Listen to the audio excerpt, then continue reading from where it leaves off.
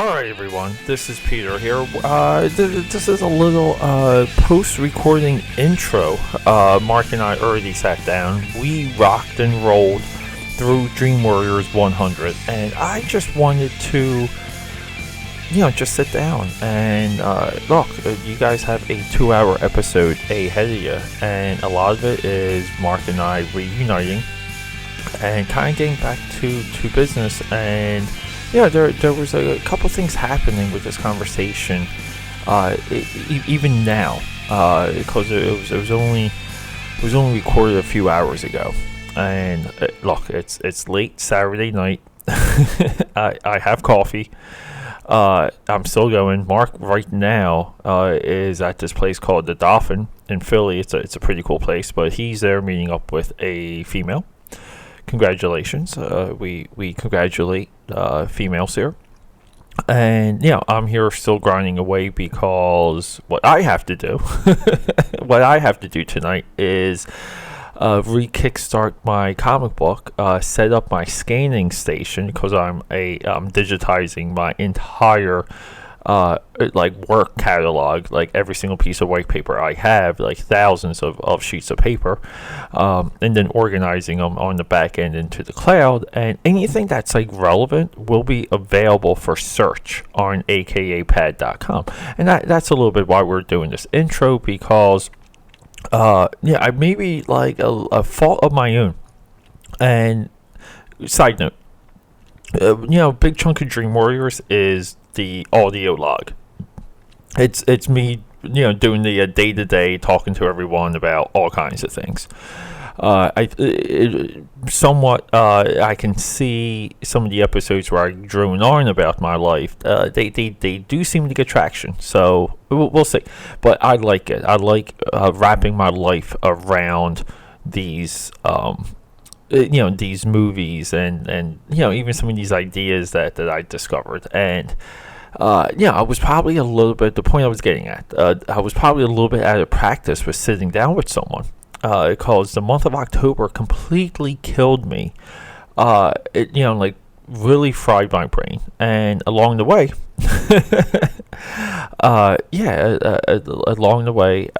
I canceled with Mark, canceled with John twice, just to commit. So sitting down with Mark for Dream Warriors 100 it's cool, but it's just another episode of Dream Warriors. It's nice that we hit the 100 milestone in the numbering system. In all, I believe this is the 164th or 165th release. So we're well past 100 pieces of content for Dream Warriors. But no, I'm a traditionalist. I like sticking to a numbering system. The side tangents for Dream Warriors and the special editions are exactly that. And they still may come and go, because sometimes there might be a series of things and a special edition needs to come in and discuss. Like even now, I was debating on doing a special edition release for the Netflix Daredevil news, because people are freaking out over that, and I thought my insight would have been valuable for that. And I might do that as soon as I'm done with this intro. But look, I just wanted to say, thank you to everyone. Thank you to Mark. I think we had a wonderful, somewhat therapy session with Mark, and because we hit a couple of things I wasn't even aware of, and it just goes to show you. You think you really know someone, and you really don't. You don't. And that person can always surprise you, sometimes in horrific ways. But look, there's all kinds of ways to support the show. If you're listening to this on SoundCloud, there's a link underneath this video description that brings you to the Patreon. And you can donate, you can help fund this show monthly. Every little bit helps you. The starting point is $5 a month. We can start there, and everything else around this video is AKAPAD on Twitter, Facebook, and AKAPAD13. I'm losing my train of thought. AKAPAD13 on Instagram and Facebook. I'm sorry, AKAPAD on Twitter and Snapchat. And then there's akapad.com. You can also locate AKAPad on Etsy It's Etsy shop /AKAPAD, and you can purchase original artwork and services created by me, yours truly. So look, it's a giant operation, and we do nothing but original content out of the Dream Warrior Studio. We do original content all day, all night, even videos. And you can find us on YouTube at AKAPAD. So, in advance, thank you so much. And we're going to jump right to it. So enjoy Dream Warriors 100. It's like 2 hours long. Stick with it. We have a zinger at the end. And maybe tonight you'll be gone. Okay, we're back. We're back with Mark. Mark, Hello. welcome back, Mark. It's me, Marc Spumoni. Mark just spent. Mark and I just spent 45 minutes. We did a 10-minute, which was a 45-minute warm up. We did our own show. 2,000 topics. It was called Too many topics. Mark has to do that. We've been trying to get better with like reeling in our conversations, because some of our previous episodes are hours They're long. quite erratic. They're too much. Yeah, but the statistics say they listen through. I mean, like my dad listens through. Yeah, I know. Dude, your dad messaged me too. He sent me a nice message about the Bride of Frankenstein. Yeah, and I think he listened to all of them. Yeah, I'm pretty sure. And he actually added something that which I knew and I forgot, but his message said that that the TV broadcast helped generate the audience for those movies. Yeah, the original black and white 1930 Universal monsters. And I kind of knew that, but I freaking forgot. And it annoyed me when I read it, because I'm like, because it's the same thing they say about Wizard of Oz. The network broadcast brought Wizard of Oz out of the dungeon and into like the cultural lexicon. But no, your dad. It's cool. Someone like those episodes of the Universal monsters. I was not. But I'll tell you this though, the one real revelation with all of those episodes was that I even realized that the Mummy is the only one that's an original story. Dracula's an adaptation. Frankenstein, Invisible Man, like Wolfman's, I guess, is original, but the Wolfman's not as good as the Mummy. The Mummy actually, the end of that movie is so significant, and it's like it kind of, since it was rebooted twice already. It's kind of like that's the one that even should lead something like the Dark Universe, because it is their best original idea.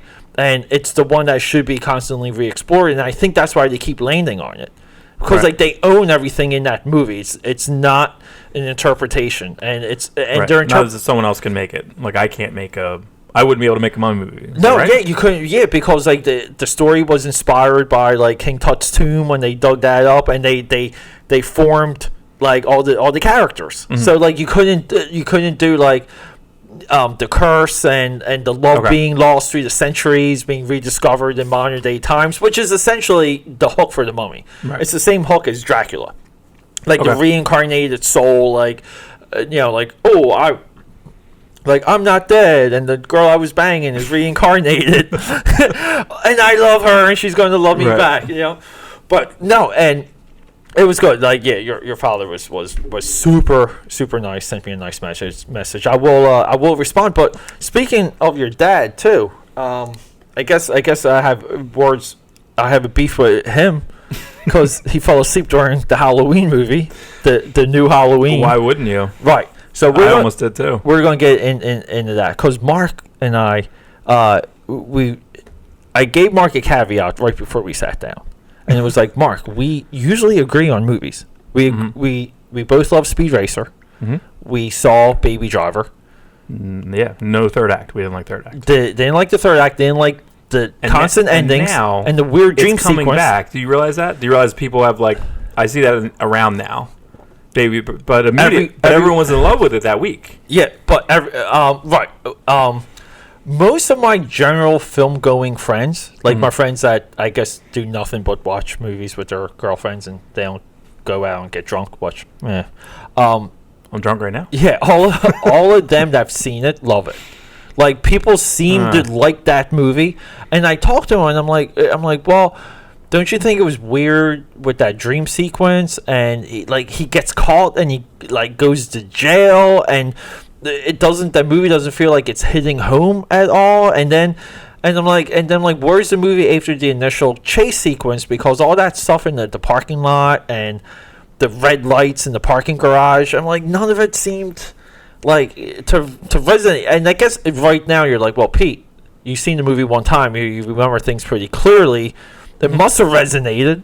Well, I'm saying no, it didn't. No, I watched it. I've seen it 4 times. I mean, that's the thing is I'll watch. Wow, you've seen it 4 times. That's yeah, amazing. I mean, see, I love all of his movies, and some of his movies I get better. Like I think World's End is better. I didn't like World's End exactly when I watched it first time. I like World's End better now. Yeah, I don't have anything with where I just don't think they're these like they're not these linchpin staple movies.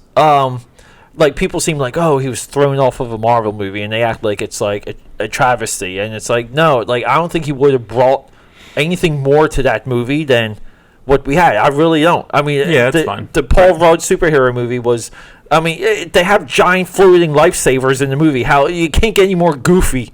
Right. Like it's like, and the second one kind of proved that it's like, okay, the bit's over. Well, they did it. I mean, it was over. It's like, I don't know if they can get a third one out of it. It's like, yeah, pretty much. It's like, here, we did it. We're going to do it again, and you got it. I guess, I wonder how that's going to hold up. I feel that it was like refresh. It was like a. Yeah. It was funny you said like a lifesaver. It's like a palate cleanser. It's like a lemon sorbet. I had like, we all got super depressed watching. We talked about the depression of the Infinity War, and then it was like, it's a nice like lemon sorbet for me to like have to start my next meal. I thought that movie was everything it should have been. Marvel seems to understand. I really don't believe they have things figured out, like Captain Marvel or Captain Marvel. There's nothing exciting about Captain, because it's a character that I don't think is a good character. Like at the end of the day, Black Panther was always something when I read comics. Like he would pop in, be cool, always beneficial. What did he pop into when he was fighting? Was that Wolverine? And he fought with Namor. Was that the end of Civil War or something like that? And that was a whole other thing. Yes, that was. And I was like, this is great. That was a miniseries called, I forget the name of that miniseries. But it was like really compelling, like all of it. And I was like, whoa, I like every part of this. Well, that was like almost like the rise of him as a, as a Mark, because he wasn't in. Okay, we're getting super geeky here. He was not in the Illuminati then, right? He later got included.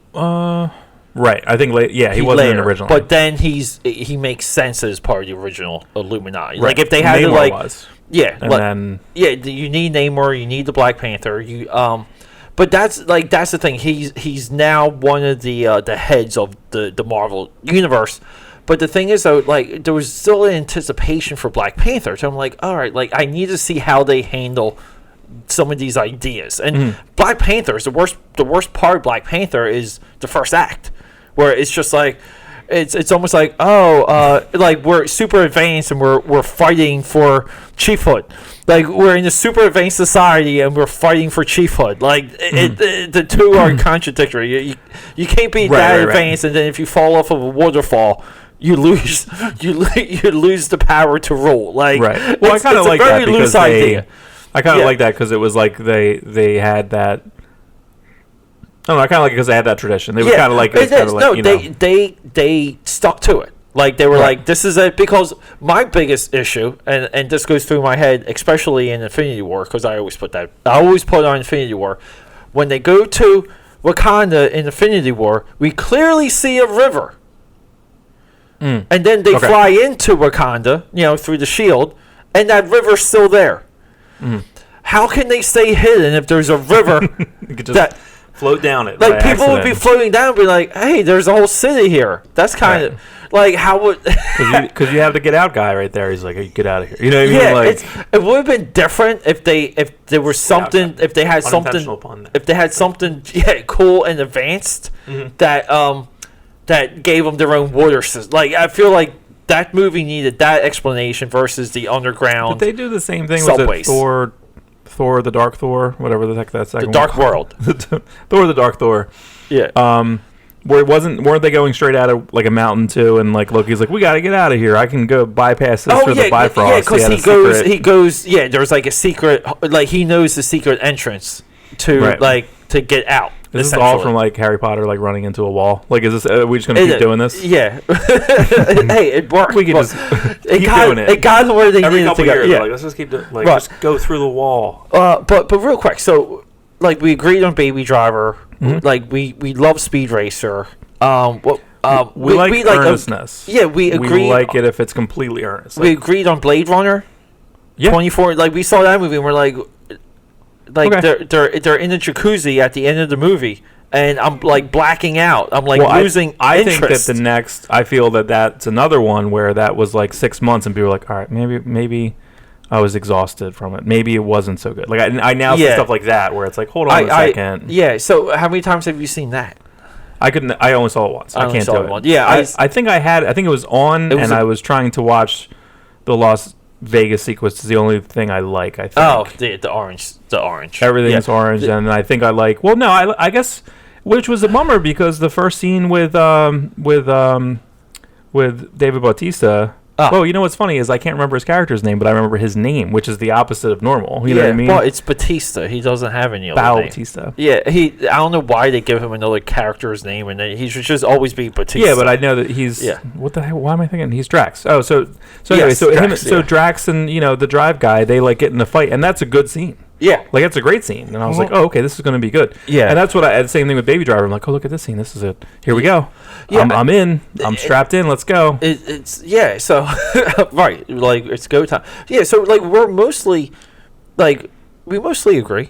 Mm-hmm. And then if anyone that listened to the 31 Days of Dread, I was like, oh my god, I was so excited to watch Devil's Candy because you recommended me that. Still like it. A year. Yeah. A year ago, like over a year ago. It took me a year to watch it, but I'm committed. I'm saying I told you I would watch it, and I did. Yeah. And while I was watching that movie, it really like nothing.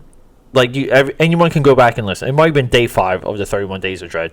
They can go back and listen to it, but like I immediately like issues rose within that movie as I was watching it, and then that's where like there's almost like this weird obsession of that movie, and you came in because it was almost like I need to know. And look, side note, Mark and I haven't texted about this. Mark and I went to RetroCon, saw Cybertronic Spree. We spent a whole weekend together, saw each other in underwear, took showers, and took shits. Like Mark took the biggest, smelliest dump. He broke the toilet in like the first 10 minutes. We didn't discuss. It was so bad. We didn't discuss any of that, like at all. Like it was like we didn't really discuss me breaking the toilet like on air. Well, you did. Mark broke the toilet, and then Mark got catfished all in 2 days. Yeah, and then I had to ask the girl who looked like Pam from the office. You were into her. Yeah, you should have. I thought maybe you should have tried to like invite her. There's so much porn revolving around like the hotel clerk. Yeah, I know. Like, it's like a whole genre. I was kind of thinking to where like, do you think she's a relative of the older lady that was always there at the? I don't know. Because the mom. Yeah, because it seemed, but the hotel mom. And then I'm almost like, and my mind went 2 ways. One of them was like, all right, this girl is always dealing with this. Like she's going to be like a stripper or like a hostess. She's going to get annoyed and blow it off. Mm-hmm. Okay, or there's so many weird people that go through that place. Anyone that's halfway normal to her and a little bit funny is in.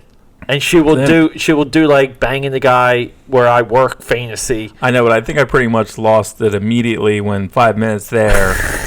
I went down. I was like, "Do you have a plunger?" Because the place didn't have a plunger. Mm-mm. It was one long hallway. Yeah.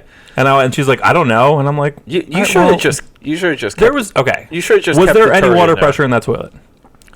It's horrible. Yeah, I vaguely, no, because I think I went to the bathroom. In there. Well, I hope so. When you were like, cause like part of our routine was Mark would sleep and I would wake up like early, kind of, like a little bit, like maybe like 40 minutes before you. Mm-hmm. But I was able to like have a morning, take a shower, like go get coffee by myself, and then you and I would like go, and then I almost would like I was like a hobbit. I would have second breakfast with you. Because I would eat. I would eat when we could get breakfast. My BK King one was horrible. Yes, but yeah. So, but anyway, so we did all these things. We were holding off discussing Devil's Candy, because I wanted to really pick your brain and understand what about that movie is good. Like, what about it is a recommendation to you, or and where is it exceeding? Because like you were very hyped. Like, it wasn't just. I'm still a fan. It wasn't just like a casual, hey, like, this is worth checking out. You were like, I remember you texting me when you saw that. Like, you were very much into it. I think you watched it like for like 2 straight nights. Yeah, I watched it 2 nights in a row. Yeah. Yeah. So, but anyway, so the floor is yours. So I think, and this kind of goes back to, I guess, some of the, like, the mother discussion. Like, I'm a big fan of a single vision. Yeah. Even if it's like a big swing and a miss, I still consider it a success. You consider the attempt or the attempt or effort, like, or that it's like, I'm gonna make this choice. Right. I watched a movie this morning that was like made specific choices. I'm like, I don't know if I love all of it, but it's one guy. Yeah. Did the whole thing.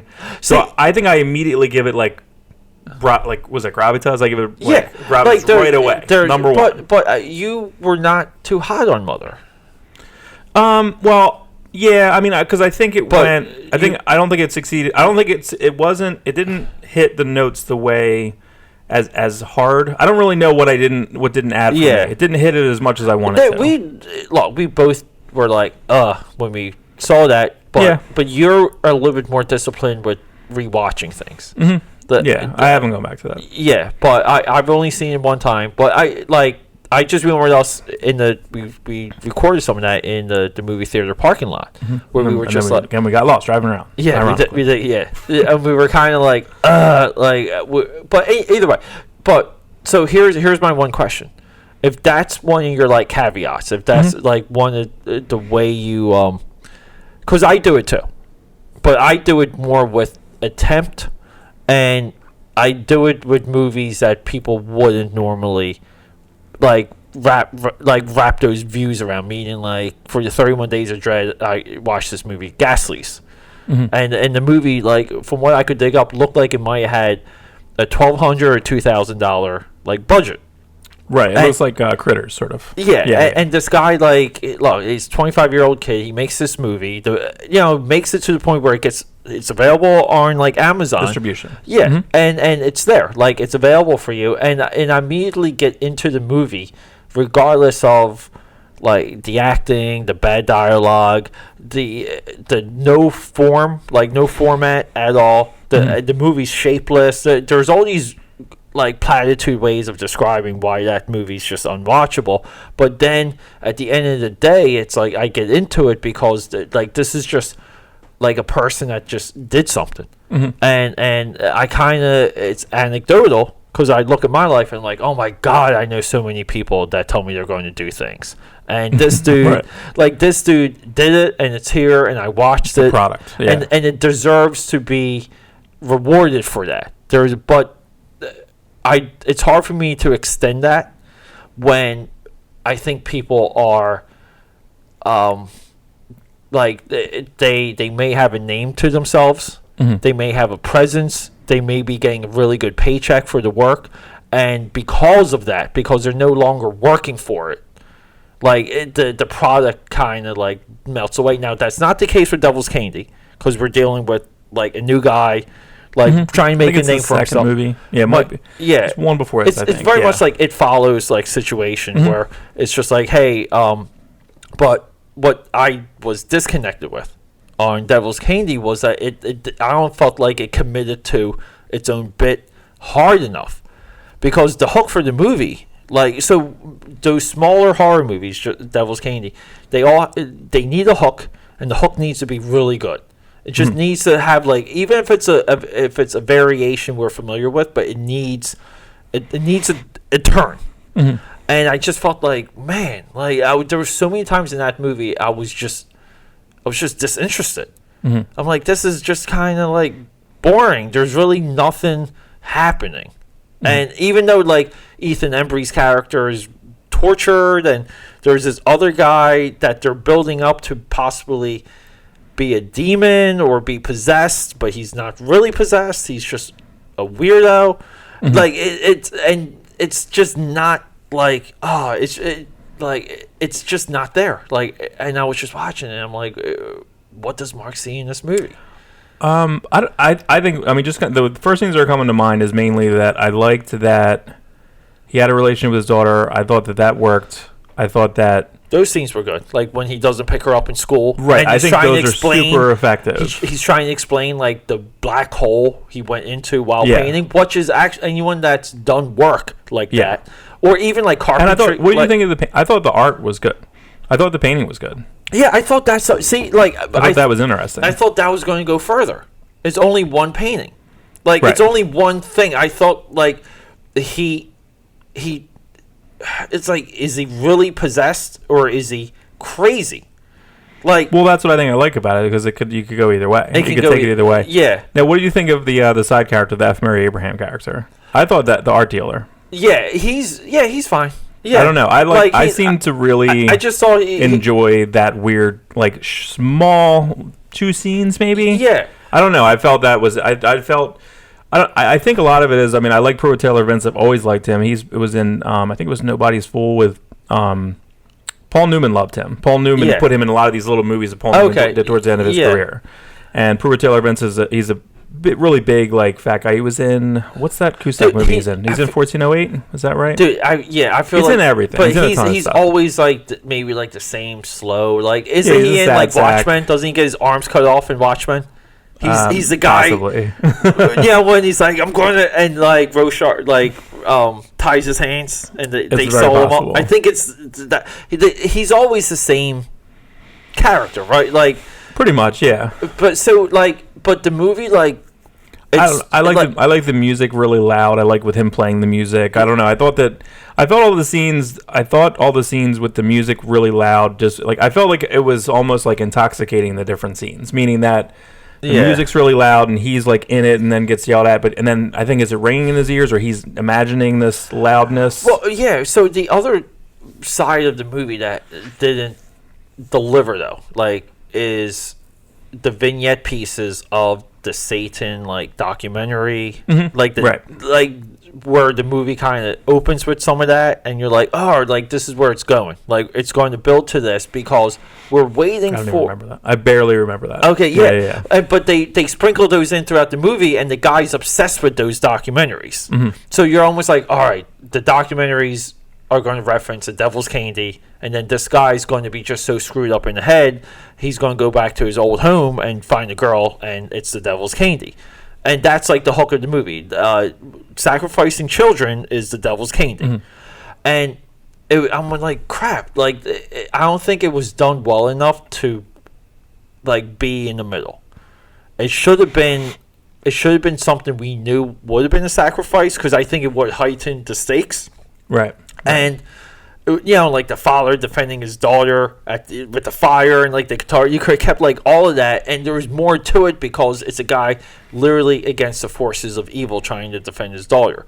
But now, if it could just be someone crazy, and then, like, you're defending yourself against a crazy guy, like, while you're shot. Like, you got, like, a hole in your own. Like, it doesn't carry because you're not... there's not enough for you to bring into it. Like, there's not, like, that's where horror works, when there's, like, an element of the unknown. And you're like, crap, what would I do in this situation? And I think it should have committed one way or the other. Like, it could have been, like, a guy obsessed with these really old documentaries. It could have been even, like, Ethan Embry somehow, like, something about that house that he was, like, somehow he's painting something new that's going to predict what happens at the end of the movie. And that's kind of like where some of that went too. Right. And I'm like, this, like, I thought that was a tired bit where I'm just like, all right, like, the painting's going to be like the third act, like the painting's, but like, and that's where, like, the what was it, the exorcism of Emily Rose, like, you know, like how that movie commits, like, I think it's like the second one where it's almost like the cult has, like, attacked the whole world almost, and like the demons unleashed, and it's, you're almost like, wow, like, because I think some of the best horror movies end with the beginning of the next movie, even if it's a standalone movie. Like, it kind of ends with the next, like It Follows ends with the kids walking, and then the camera starts to follow the kids holding hands, and you're like, oh, like here we go, here we go. But I think because I think Hereditary and The Witch have similar endings. The Witch is, you're almost like, oh my god, give me another one of those. Like Hereditary, can we just say we both like Hereditary? I do, yeah. Yeah. Fantastic. Yeah. Go watch Hereditary. We could just probably do an episode just on that, because that's nuance, I think. But I think that's the new horror. It's so strange because my twin daughters are 13. Gracia loves horror. We watched The Witch. Yeah. She loves, that's like her favorite movie. Dude, at 13. I mean, and I don't think it's really. I don't think it's. Again, there's no real violence in The Witch. No, there's nothing. Thomason. Yeah. There's it's all accent and what if, until the end. I think movie's so effective. It's super, super effective. Yeah. I mean, even with the music and the sound design, mm-hmm. and you're convinced that the witch is real in the first couple minutes. Mm-hmm. It's a real witch. It's not hallucination, right. It's not isolation. They don't really show you anything. They show you the woods, it's just long. Yeah. And I would be annoyed at and nuance is the best word for it, as you said. I would be annoyed in every other movie. You're just showing production design. You're not giving me anything. Yeah, but they do it in such a good way that it doesn't matter. Well, I think it was a little bit of the idea that these people are, because they are isolated, and we understand they're isolated, and it's a different time, it's a different world.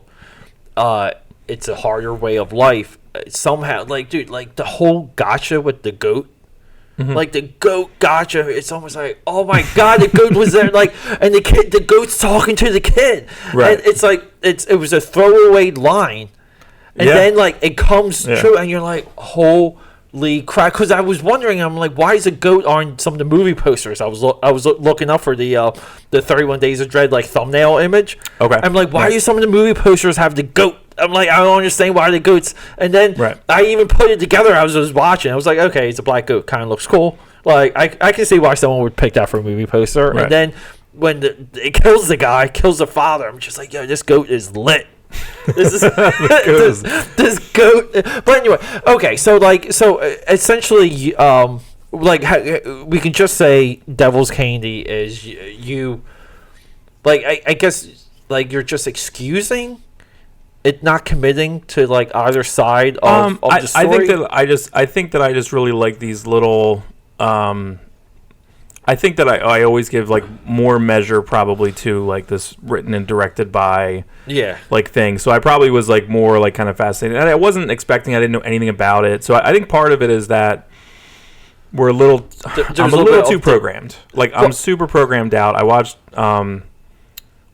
Bohemian Rhapsody last night, and it's exactly what it's exactly the trailer. I don't want to watch that movie because I think musical bios are mostly trash movies, including Ray, the one with the Joker guy, or the Walk the Line, or walking the line. Oh, I went right to Jared Leto.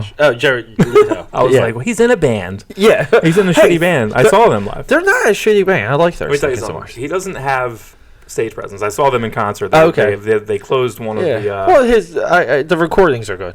Okay. I like them on Spotify. Yeah, you can. I don't know. Pro Tools live. Yeah, Pro Tools does a great job. Yeah. Okay. Next up.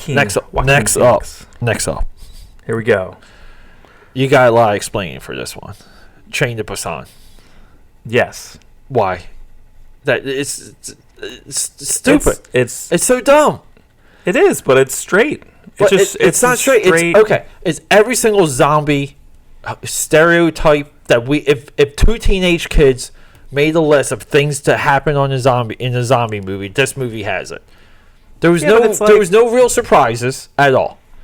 The zombies don't have a good hook. They actually have a bad hook. What happens at nighttime? You kill them all at night. They can't see anything. We never got to it. Doesn't matter. Right. We can't get to it. It's not even a believable mythology. See, the zombies should always have a mythology. It's day one. Technically, it's day one. Yeah, day one. Whatever. Well, because there's a Z-Day. So basically, the concept of most of the zombie stuff that we know is there's a day one, or day zero is Z-Day. The infection day. Right, exactly. Yeah. So this is technically day one. The opening credits of Resident Evil Afterlife is the 0 day. It's the Tokyo infection with the little girl. But continue. Right. So there's some type of contagion. This was what? This was a possible. It's a factory going wrong. It's a laboratory going wrong. Yeah. So it's like, oh my god. Right. Which is weird. Which is also dumb.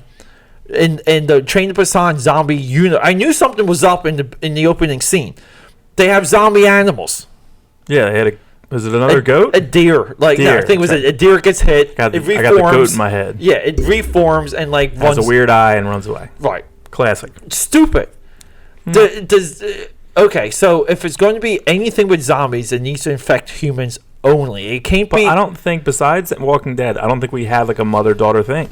Or like a father-daughter thing. No, that's effective. The human side of the stuff, because they dangle it. It's no different than dangling a dog for like an audience, and the audience is cheering that the golden retriever doesn't get nuked by the aliens in Armageddon or in Independence Day. Okay, they made it right. They made the dog jumped away from the fire. Look, that's a wonderful special effect shot. No, it's terrible looking actually. Yeah, but look. I get it, but even the hook for how could you realistically invest yourself in that movie when the hook for the zombies is line of sight? I like fast zombies. Number one, okay, so slow zombie, fast zombies. The Zack Snyder Dawn of the Dead zombies work. Yeah, 100%. Right, I think that good. Thank you, Zack Snyder, for giving us. Well, wasn't the other one was first though? What? Right. WWZ. World War Z? No, what's Danny Boyle one? Oh, 31 days, 31 hours, 28 days. 28 days. Yeah, there's numbers. There's so many things. There are a lot of. To be fair, there's a fucking ton of they were quick, and they were also transmitted through blood through the mouth. Right. Which it got into one guy's eye, I think, too. So that was at one point, I think. I thought it dripped. Right, it needs to drip into an orifice, I guess, or like an open, which means like AIDS, used to. Yeah, I think AIDS is cured. No, I'm not sure. You know what? Side note: do you know what some African tribes do to cure AIDS? They believe if they have sex with a 8-year-old virgin, they can cure them of AIDS. Oh yeah, I heard that's awful. Yeah, I know that. Way to bring it way down. We just got super depressed. We got super dark. Yeah, but okay. So fast zombies, and so I like ants zombies. So ants zombies is when they're basically like piling on top of each other. Yeah, that was the first concept of that. Yeah. Do you have that book? Is that behind you? No, that's not here. But that's a great book. Yeah, because that's kind of what I said on the 31 Days of Dread. I said this is a combination of the Dawn of the Dead remake. And WWZ zombies. I thought, and Snowpiercer, because they have to get to the back of the train, versus the front of the train. So, like, here's the thing, though. Like, it's almost like we immediately see that these zombies are done if you put a coat over their head. Like these people have luggage, and they can open the luggage and put it over the heads. They can put the clothes over the heads of the zombies one by one. I don't know if you can have contact with them. I think if you have contact with them, I think that they feel it and they react. See, this is the problem. I don't see logic. I've never seen them. But see, I like that it's day one that they go through a tunnel and then they're blind. I think that's interesting. It's a cool look. The movie could have done. It gets cheesy like 10 times. I know it does, but I liked. Did you like the guy, like the tough dad with the pregnant wife? Well, he was like scaredy cat. He found himself, like, we all knew he was going to sacrifice himself to kill the daughter. I like the stewardess guy, the one that like taped up his hands and like got the shield, like while running for the train. Dude, the baseball kids. Like, all right, like, it's so dumb, but it works. I think that's like you found a way to have baseball bats and zombies. You found a way, like, with the varsity jackets. It's the baseball furies. What do you think of their outbreak? You like the way that they get infected outbreak? Yeah, I thought that was like cool. That's fun. I thought that was nice. I would like to. It's very Korean. They snap. You know, they're like they're almost double jointed, like they just and it's an instant infection, which they established more than once. Like they sold that idea. Like I said, that movie would have worked if they found another way to get around the zombies other than sight. That movie complete because they got. I don't know. That's the logic. I think you got to buy in the logic, and that's the logic. That's it. But every zombie movie has specific logic, almost like they do not like vampire movies have different logic or different vampires. Night of the Living Dead, it's the Venus comet, and they're risen from the ground.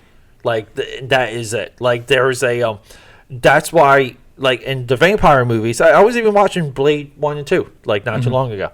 The Blade movies suffer from that. It's sort of like the logic of the silver, the garlic, all the weaknesses. They evolve them because they don't have a heart in the right space. And 2, yeah, and some of them have the bone like has like a shield. Yeah, it's like so you have to go like under like or from top like because when he fights Nomak. He attacks Mac from the top shoulder. He gets him from the top shoulder. When we were away, weren't we naming all the characters in Blade 2? We were trying to remember the Blood Pack, right? The members of the Blood Pack. I can say all their real names. I think I don't know their. Is Reinhardt? Do you know who Reinhardt is? Yeah, that's Ron Perlman. Ron Perlman. Snowman.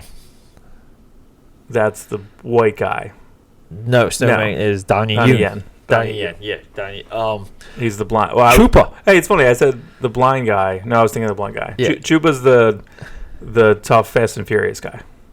No. I don't think he's in Fast and Furious, but he looks like a Fast and Furious. Chupa's the guy with he looks like the Anne Rice vampire with the brown glasses and the straggly hair. I got them all wrong. Reinhardt. Lithhammer.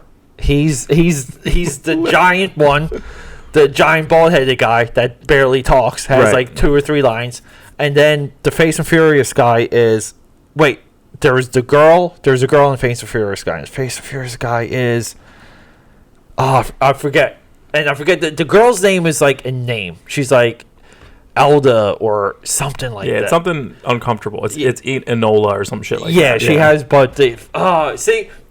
One time I prided myself on knowing the entire Blood Pack. But anyway, but yeah, so like, but for me, like when I see that in a movie like this, and I see every single piece thought out, I'm almost like you're giving these zombies a stupid weakness to now like explain away things that are going to happen later. Like again, usually something slow and suspenseful, which is exactly where it went when they were working their way when they're in separate cars and they're working their way back through the train. But this is also what made me stop watching The Walking Dead, because the episode 3 of The Walking Dead show, it was smell, and they're like, we cover ourselves with blood and walk like a zombie. It's the Guts episode. Yeah, Guts. And I'm just like, I love that episode. I'm done with this crap. Because I think it's garbage. Then it rained. Yeah, but it doesn't. You set up the rule, and then you. But the thing is, though, the rule is it's not loose enough. When you get very clear rules, when we deal with these things, like quickly, it like it's almost like in like Bram Stoker's Dracula. The way Francis Ford Coppola did Dracula is like he's weakened by some of these things, but they just don't kill him. And there's maybe a way we know how to kill Dracula, which is we guys cut off his head, stab him in the heart. But he's in the sunlight, okay? He's powered by his own soil. He's only weakened when he's away from Transylvania, meaning he's vulnerable if you're hunting him. And it's a perfectly loose vampire, like meaning that he can go to a Italian restaurant and get all the garlic he wants, and it's not Blade tapping you with a silver pike and you're like ashing away. It's like and that's fun. Yeah. But because Blade, like, I guess, like, did Blade create the quick vampire death that Buffy kind of hit home? Like, it was like the quick visual death, because I remember watching Blade for the first time when there's one guy he pikes up and he like smashes him into the ceiling and he hangs there for a second and the whole body just evaporates and the silver pike is like through his like chin. It's like the coolest fucking thing. And I was like, yo, Blade's awesome. Right. I started everything. I never bought a Blade comic in my life, but Blade's the best comic book character Blade is British in the comics. Yeah, is he? Yeah, British. He's also inexplicably British. And isn't he also wearing Halloween colors? Isn't his like first appearance like orange? And green? He has like an orange like flap jacket. One of the best upgrades, though, right? Like like the way that they really made that character cool. But his, I mean, like he wasn't even anything. It was like a small fro. Like it was a baby fro. It was a black character. Yeah. It was like look at this. Like it was definitely a blaxploitation character. And all of them, most of them were. Yeah, and then like I remember even like the Spirits of Vengeance, the Dark Stalkers, when he had his series, it was almost like Hannibal King was more that character. Because Ryan Reynolds Hannibal King? Yeah, because he was ex-vampire. And they were able to use some of that. He was the leader, and Blade was like a side character. Yeah. He got some leather. Leather. Got some leather, yeah. Shorter crop top. Yeah, so so essentially Train to Busan is you're just... so like you I just committed and on board. Yeah. Even though it's... Look, I get it. It's well made. It's well acted. Well conceived. Ants.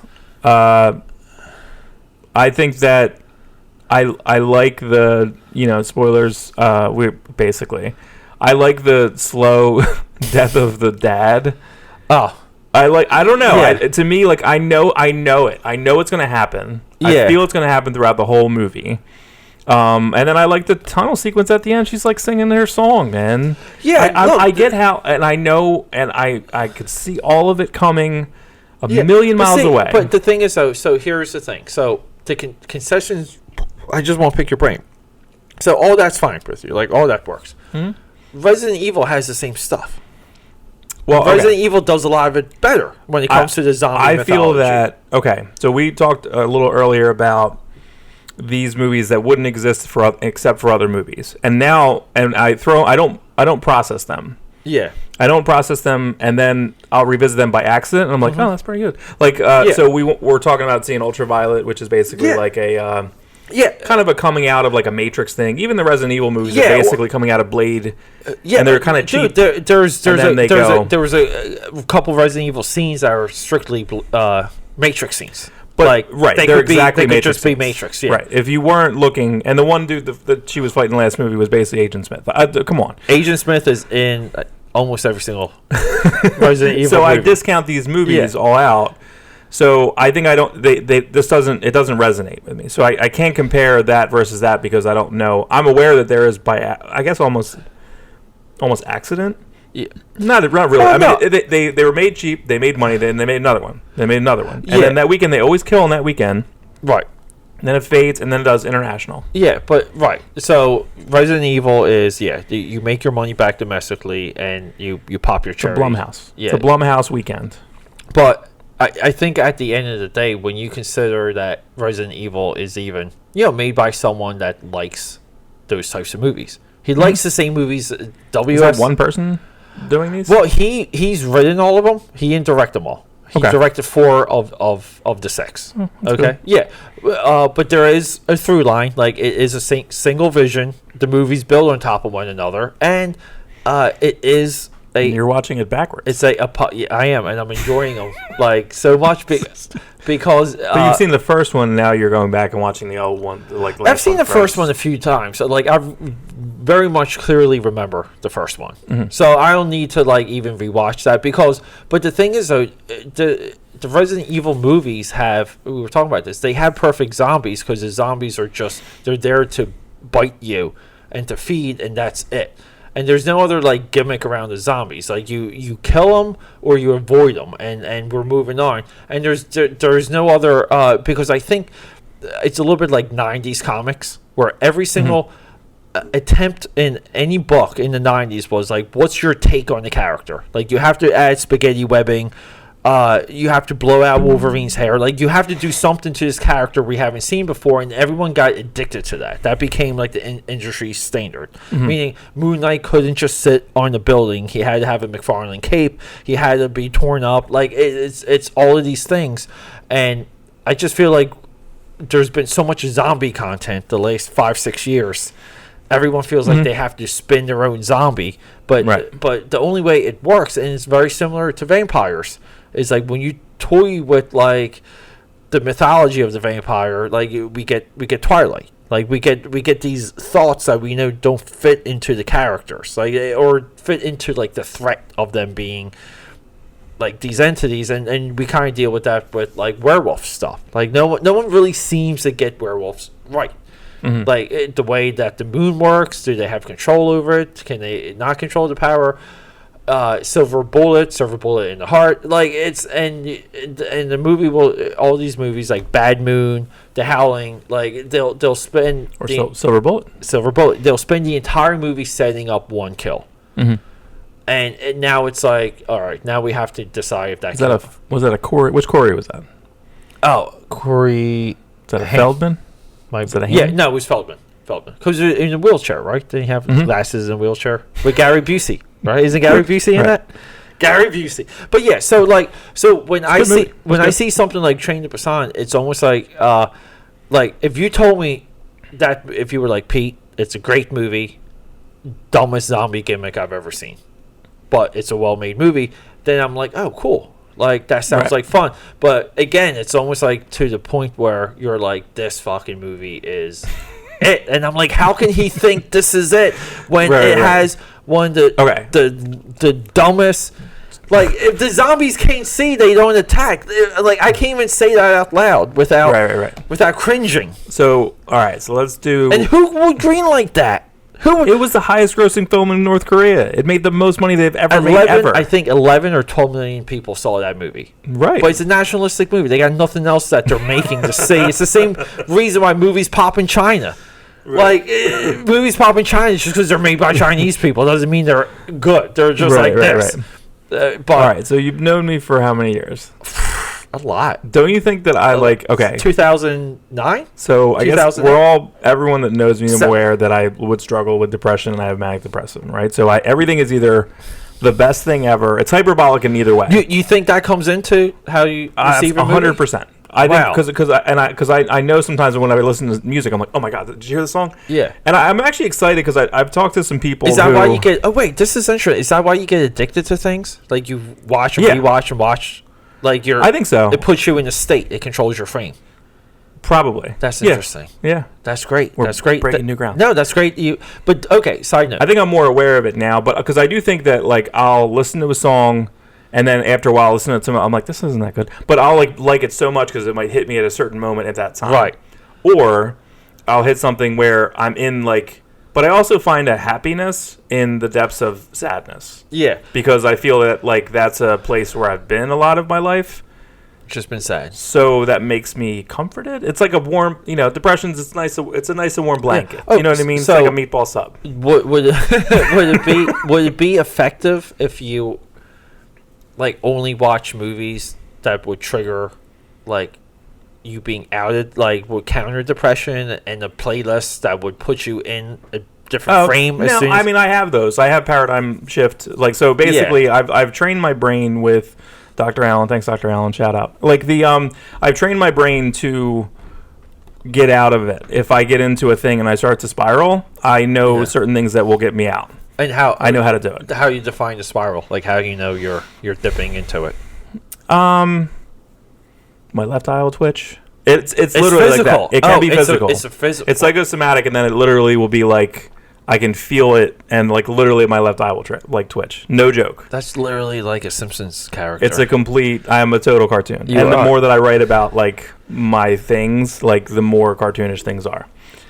Like my catfish thing, that happened, right? That's a weird thing. Yeah, which was again too, like the catfish thing was pretty funny.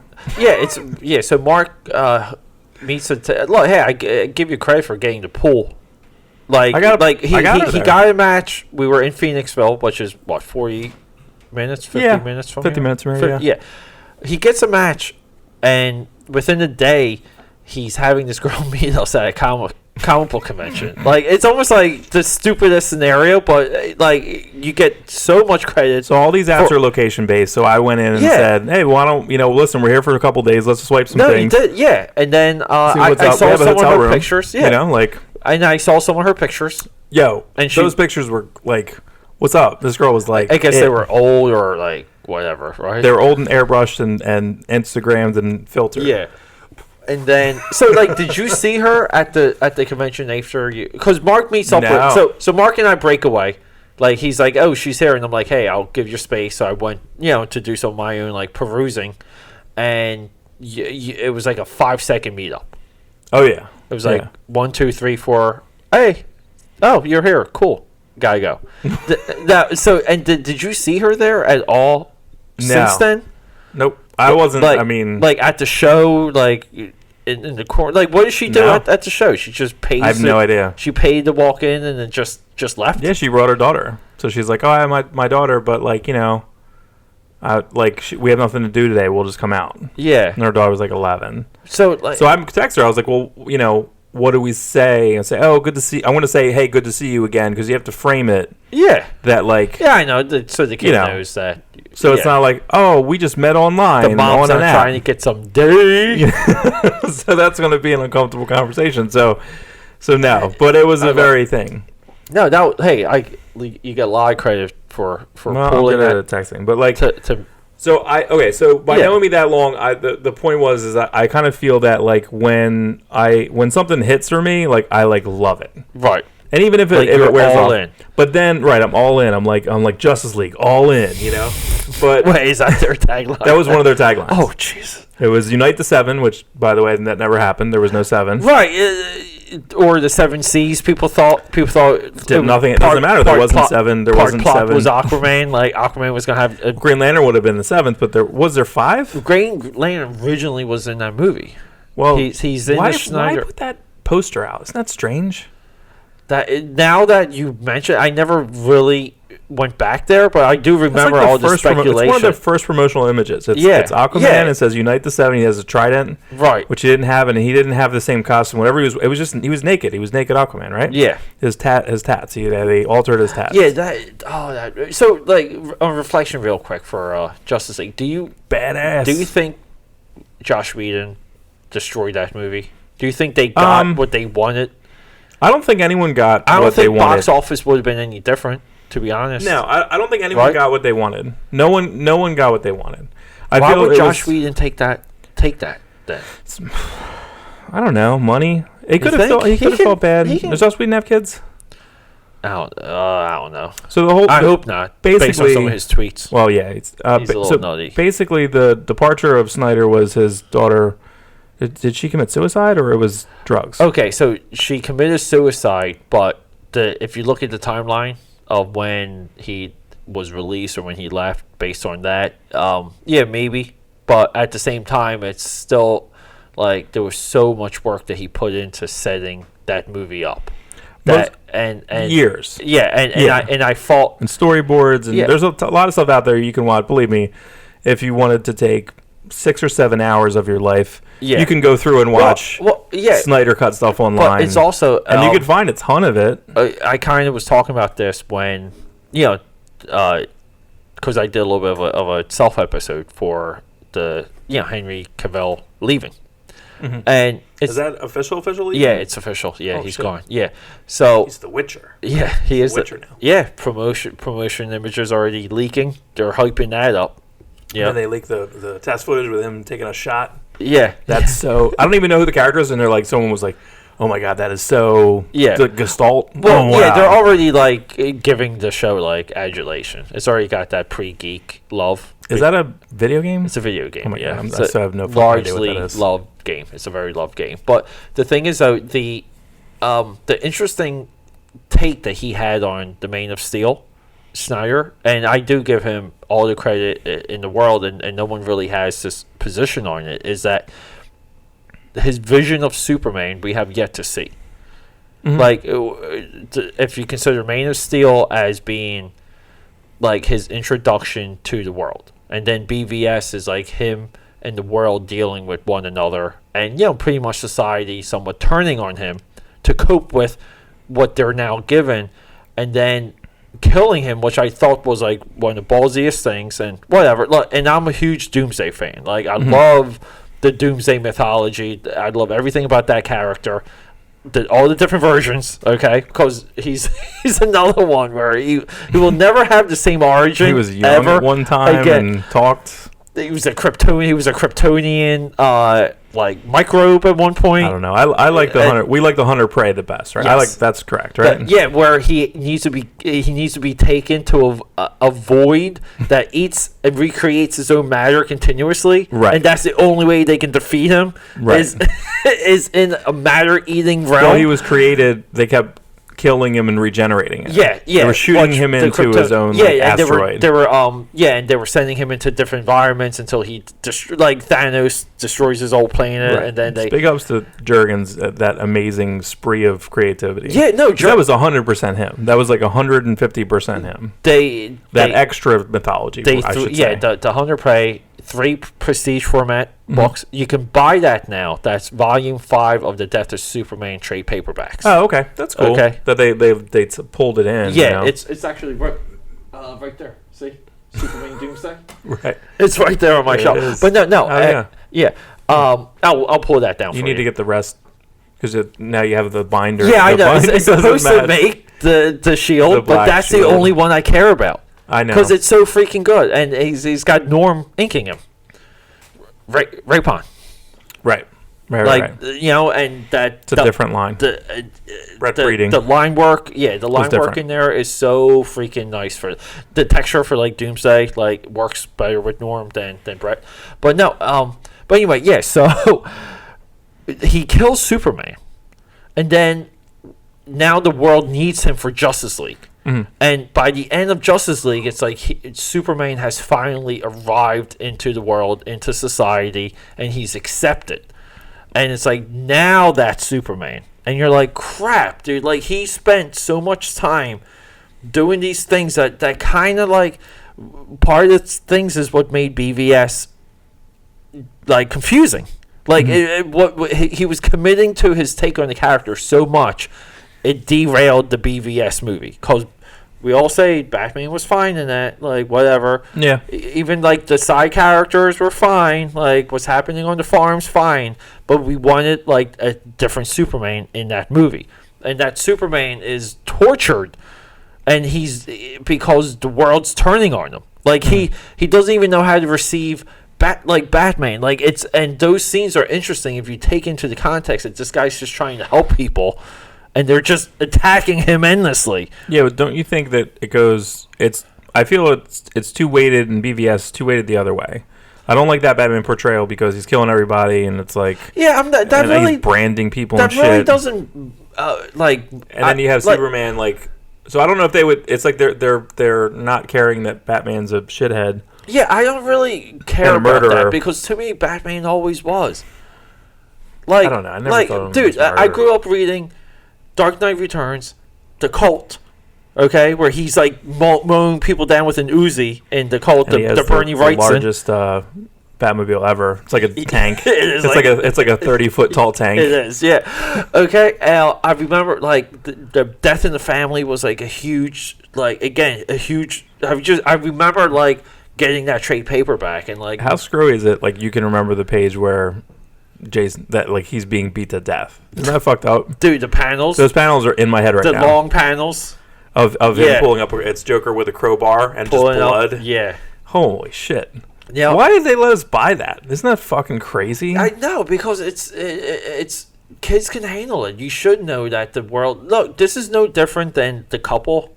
Did you like life anecdote here? Okay, there was this couple. They were convinced that humans, like in the society, create evil, and people are inherently good, and they can go anywhere they want. So they quit their jobs. They went on the biking trip, and they did it for like they were blogging and Instagramming, and they did all of these things. And then it came to the time where they're like, "You don't go there. ISIS is there," and they're like, "No." And they met up with some French bikers too, and they convinced the French people to go bike with them, and they go into ISIS territory, and they're killed in like 20 minutes. Murdered, okay? And ISIS puts all their shit out there, like, you know, flag and everything. We just killed these dumb tourist people, okay?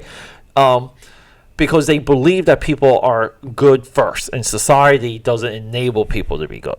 Which is why America is like where it is, because people are enabled to be good here, and we thrive in goodness. And I think the point I'm getting at is if that's your society, you have to be told about the evils of the world in some way, and the harsh, some of the comics we read growing up were like hardcore, like they were like even like like people will always go to like Wolverine, but it's like no, it's like we were kind of like reading like Lobo, like killing Santa Claus.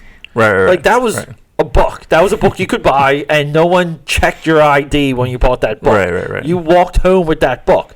Okay, I was buying heavy metal I was a kid buying heavy metal magazine, and the nudity in that is way over than what it is now. Now it's Grant Morrison like softened up that, because he's publishing it now. It's like, or he's editor in chief, and it's like this soft type book. But it's like that's why these things are important. That's why even like something like Goonies has like a hardness to that kid going through puberty, that kid going through a divorce and his town leaving him, and he's doing everything he can to hold on to like what he has, and like that's the whole point of Goonies. And it's like man, like those real concepts are in nothing. Like nothing right now, because like everything is coddled, everything is soft, everything is supposed to be very like. I watched the Death of Superman cartoon, like the animated one came out, new one, and dude, they committed to the pain of that fight, and I'm like, this is amazing,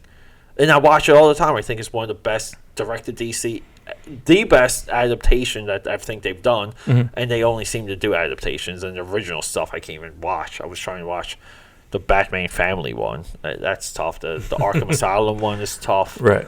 They're tough. I can't finish them. But this one, I'm like, holy crap. And they fixed the original confrontation. It's Justice League proper versus Doomsday, not Bloodstorm, Fire and Ice. Like it's like it was. Do you know how confusing it is to explain someone like because that Supergirl then was Maxima, right, or something? Maxima. So he punches her from Lex Luthor 2. Also, you can't explain that without explaining Lex Luthor 2. Right. So Lex Luthor 2, which had like a super gigantic like red afro, right? He had this giant mullet. Huge. It was the biggest hair ever because John Bogdanove drew it. Yeah. And don't get me wrong, I love John Bogdanove. No, he knew how to draw like the curls. And he knew what he was doing. Yeah. I do you remember? I remember originally hating Bogdanove's like Superman because I'm like, what's up? You can see like his traps. Right? What is that? Your traps right there? Yeah. Because he would do this like almost like a V-neck Superman shirt.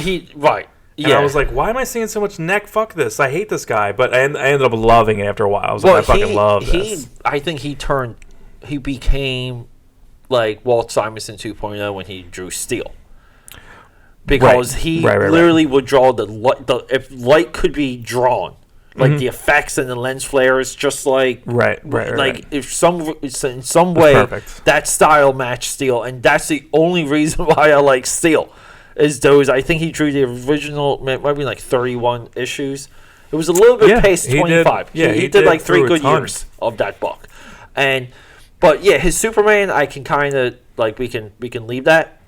But if that led to Steel, you remember the stickies? Remember the one where they cross over with Worlds Collide, and then you can get the like the shrinky dinks. Yes, and make your own scene. Right? You know? Yeah, that was It was him and Hardware, I think. Right. That was a weird. It's like a Worlds Collide. That was almost like the end of the. That had to be the end of the gimmick era, right?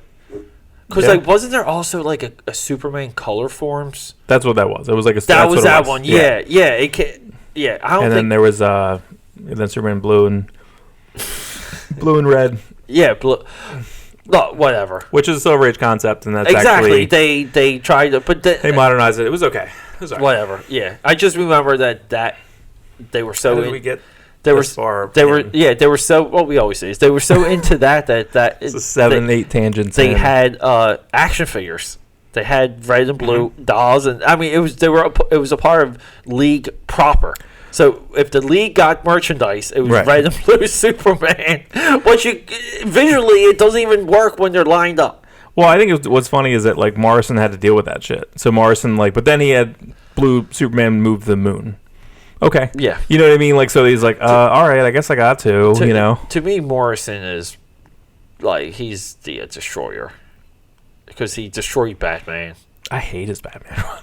His Batman stuff. And my brother asked me about it. I was like, they're so into it. It's still this, and it's almost like you retcon why the entire line so many times now. But Marvel and DC both are, do you really think that X-Men post Morrison went anywhere? No. Why can't they go somewhere else? Either of them, because they keep all that Batman mythos. Basically, they kept a lot of that. They carried over, and even the like Damian. Like people don't like Damian, so like it's just. I'm kind of okay with Damian. Yeah, I think right. he's a fully formed character. Now, if you take away his lineage, he's still a fully formed character. That's a foil for. He's like the only sidekick Batman's ever had. That. Like you almost like they don't need each other. Like no, he's completely because he's totally trained by League of Assassins. What I find interesting about it is that basically, I mean, literally, he's the son of Talia and Bat. Yeah, you know what I mean, which makes complete sense. They basically raised by villains. They make a that continuity, and then they have that one series that Gleason did where he had like a sidekick, which was this giant. What the heck was it? It was almost like a gargoyle. Did you ever see that image? No. He had like a weirdo. He had a sidekick, right? Yeah. But he like rode the sidekick, and he was like this giant, like red. I don't even know why. But I like a boy and his giant type thing. Yeah, but again, like I was like, okay, like I mean, I don't know. Sometimes I can get on it, and I'm like, all right, that's fine. See, to me, like Morrison's strength though is how he puts these crazy ideas, like these very simple ideas, clearly. Like they're clear, simple ideas. It's like it's a rabbit, like in a robot suit sent to kill someone. Like right. the We 3 stuff. Mm-hmm. Like it's these very sci-fi driven ideas. Like his stuff on X-Men.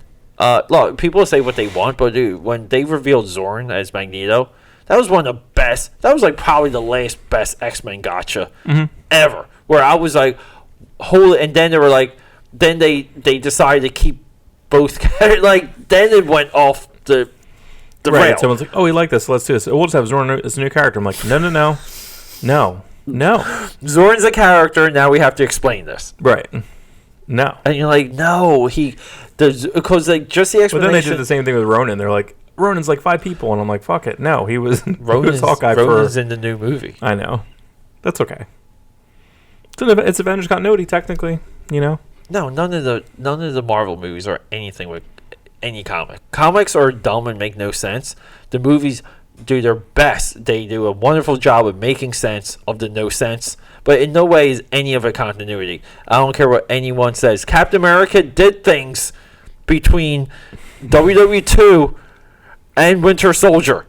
There were things that happened in Captain America's continuity. 1.5. Yeah, right. But you means he was Times Square, and then on an aircraft carrier. It's almost like and I get it. Like, but they know what. Look, I love all those movies. Like, look, I'm a big advocate for Iron Man, even like 2 and 3, because I believe 1 and 2 is one movie, and. Even like I make excuses for duplicating the villains and stuff because I'm like that's what everyone was doing at the time. Like that's what I heard a theory on that. The reason why they do that is they have 2 hours and you have to have growing pains with that. So you fully form the concept of Doctor Strange has these powers. Yeah. So you don't have time to explain that. Exactly. Yeah, this character has the same powers. That's one of the arguments I make. Right. And what happens is you weaken the hero. Okay, and now the villain has the same power, and now those are the stakes. It's a weakened hero, and we understand the powers of the villain because we learned about what the hero Black Panther literally is versus Black Panther. They're like, we don't have anything. And no one cares. Which is really weird because every time I watch Infinity War, when they give him the arm, I'm like, you got other Black Panther suits. Give Bucky a Black Panther suit and the arm. You have other... Captain America could have a Black Panther. Anyone going to Wakanda to fight the evil invasion can have a Black Panther suit. Can't they have a bigger shield for a Cap? Yeah, that shield was so... I was very confused by that. I was like, can't she like whip something up? Like, isn't she really good at stuff? Whips, apparently. Why didn't they have the energy shield? That would have been fine. Yeah, that's where I thought that line was going when I saw that. Yeah, I think that would have been George fine. Perez energy shield, the Kurt Busiek, which I always forget the origin of that. He loses. That's a Mark Wade. He lost the shield in the ocean, and then he had Namor, and then Namor couldn't find it. Right, with the Sons of Liberty. Sentinel series. Liberty was a little bit later. Sentinel This was Liberty. Cap. This was before. when Wade and Garney came back. Because there's like 5 pages that were completely silent with him looking for it underwater. Yeah, because it was awesome. Looking. Because they got cut off. Heroes Reborn came out. Right. And then they all came back. But then they gave Wade 2 Captain America books. They thought his return was going right. Wasn't he writing 2? Then Sentinel Liberty came out, and then Sentinel Liberty became like basically like inventory fill-in shit. Yeah. Roger Stern co-wrote it because Wade was doing too much, and it was boring. Wasn't enough. You could only you can only do one Cap. You can only do so much Cap. Yeah, it's one Cap. But Cap Wolf. But no. But okay, real quick. So we're getting into an hour. Real quick. I want to do this real quick, and we're gonna call episode 100 short because we're over an hour. We're at an hour and 10 as we always do. Why did you not like Halloween? Okay. All right. So I don't understand. Okay. So we talked. We were just when we sat earlier. Yeah. I think that we have a preconceived notion of what the movie wants. We were arguing about Alien Covenant, Prometheus. Like we go in and we go, okay, this is what I think this movie's going to be. Yeah. Prometheus, the whole movie, I'm thinking that, okay, this is okay. Now we're in that room. There's the pilot, and then this is literally going to be the origin of that ship. Like here we are, and then they didn't do that. I'm like, well, and then the whole movie is like bamboozled me. It's like fuck it, I hate it. And then So this movie, for whatever reason, they decided that there's like how many? 10 other ones or something stupid? Maybe, I think there's 8 continuity and 2 Rob Zombies. So what? Might be, that's so 9 weird. or 10, yeah. But the thing is, though, so the other sequels... No, I know the Rob Zombie, that's a different continuity. Fine. Yeah, that's a separate universe. Basically, the Laurie Strode universe is... through H2O, through... Well, it's 2 then H2O. Resurrection. So 2 H2O. Halloween has 3 sequels. Halloween 2, H2O, and this. And they said we're getting rid of all the other ones.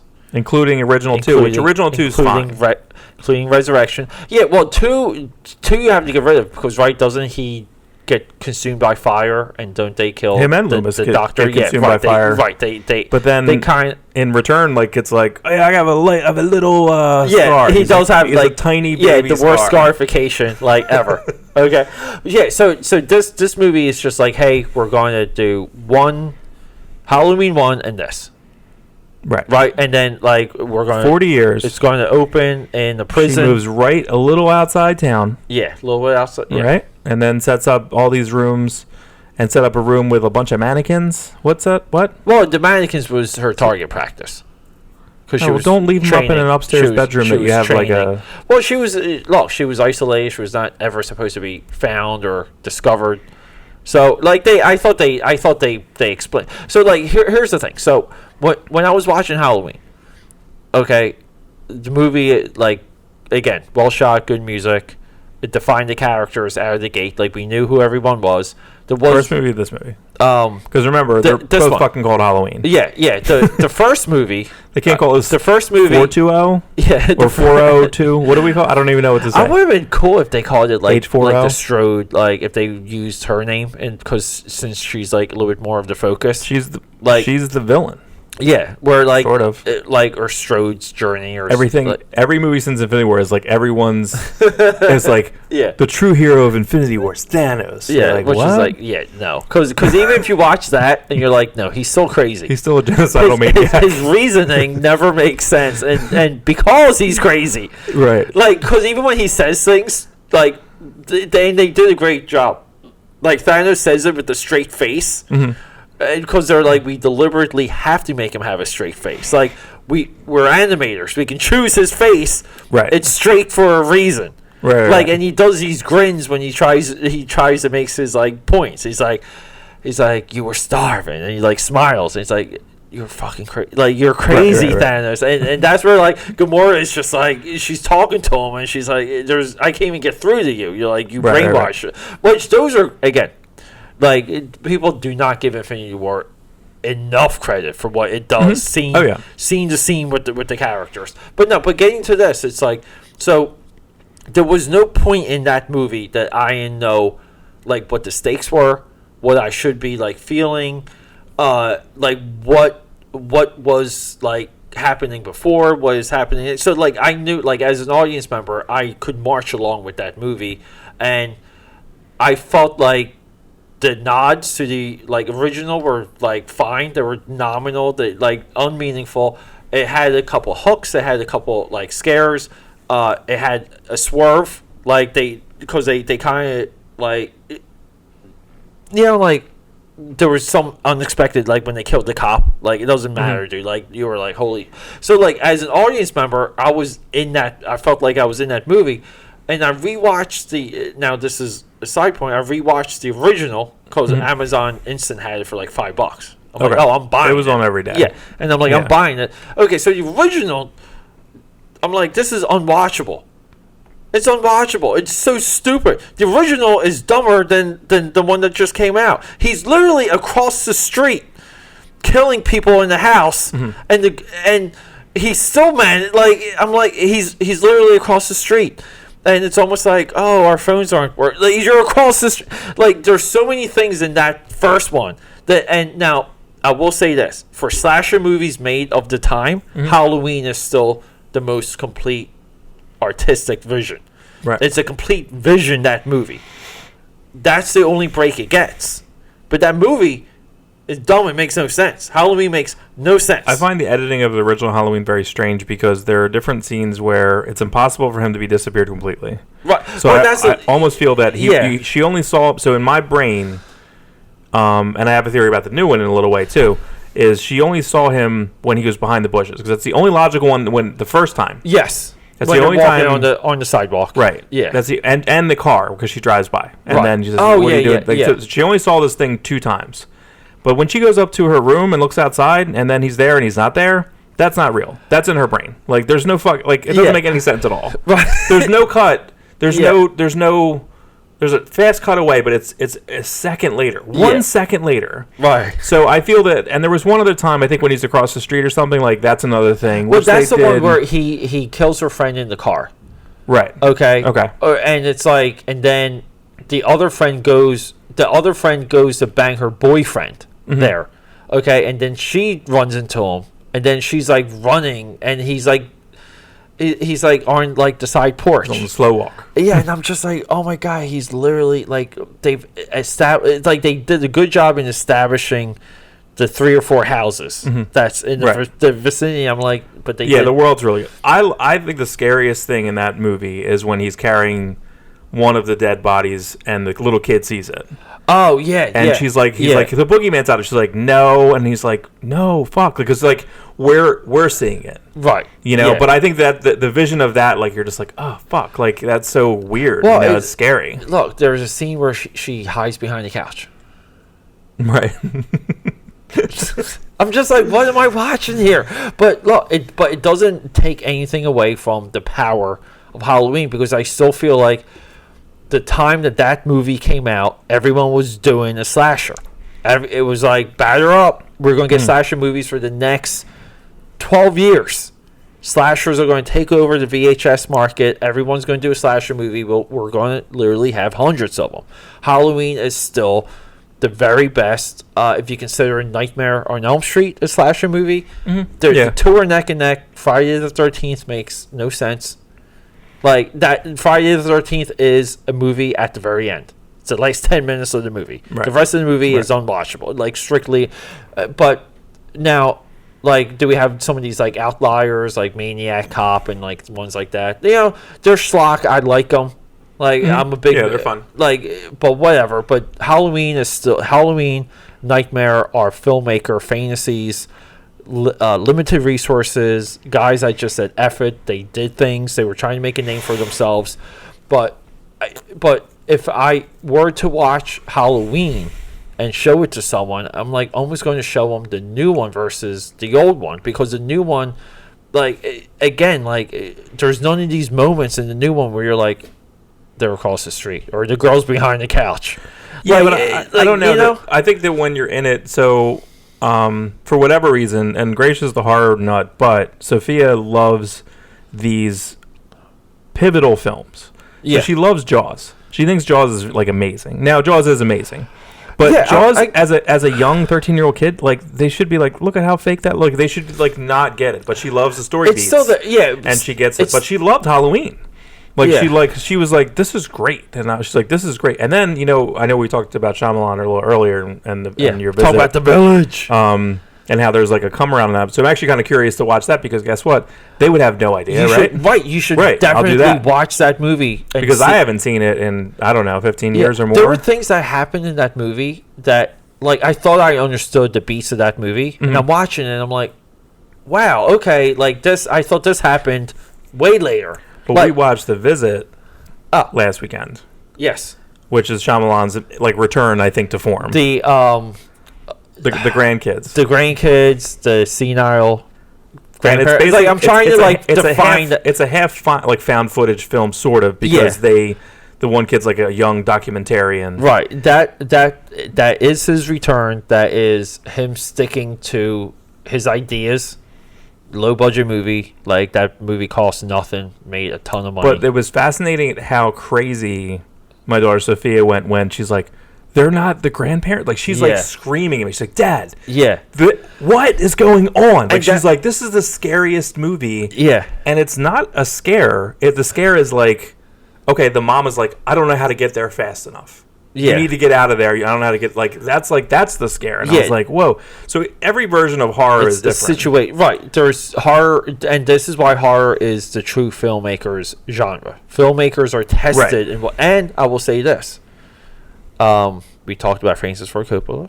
Mm-hmm. We can talk about Brian De Palma. All these guys, they've all made. We should do like a De Palma run. We should do De Palma's the main. Okay, he's one of my all-time favorites, and they've all made horror movies.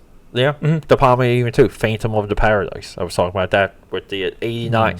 Yeah, that's his version of Phantom of the Opera, but it's punk rock. And it's not. Why do I know? Why have I you should know about this. This is like your movie. Yeah, no, you should know about this. I should be in it. But the thing is, though, isn't it particular that Spielberg has never jumped into horror? If you consider some of Jurassic Park, but no, like, you would never call Jurassic Park a horror movie. But isn't it weird that he's attempted even comedy? He attempted an Animal House like WW2 movie, right? Which amazingly failed. Yeah, huge failure. But at the same time, he never. And you would think he, in his later years, when your resources dry up and you have to still make movies, like you would kind of be like, wow, Steven, like I think it's such a blow to him to never have like done true horror. It's the weirdest thing on earth. And he's on like super hard sci-fi. You know what I mean? Like AI. Even like someone like I love Roger Altman because Roger Altman, former editor of Orson Welles' and Kane. Like he came up through Orson Welles, but he literally hit the mark. In every single genre, like he Stanley Kubrick, like it's almost like the Triple Crown, like for the horse racing, right? Or like these guys went into every single genre, even musicals, both and affected like what they touched. They made a staple movie, and it's just I don't understand it. Like, and it's almost like we when we rate athletes, we rate them in a similar fashion. We'll be like, oh, such and such won these championships, but he never beat this team during his championship run when that team was at their best. Like stuff like that. And I feel like we should duplicate some of that thought when we talk about like filmmakers. Because to me, Francis Ford Coppola is potentially a much better filmmaker than Spielberg. Because Coppola did high budget, low budget, worked with crazy personalities, unfilmable conditions, and defined every Fiddler on the Roof, even went to musical, like defined a staple movie in every genre that he touched. Like low form, the conversation. You want to see Francis Ford Coppola with one actor, a couple pieces of paper, and the camera. He gave you the conversation, right? And which was like the same year as like The Godfather. That was a double release year. Same as like, and what Spielberg's one of his doubles is the wonderful Schindler's List, right? And then Jurassic Park, Lost World.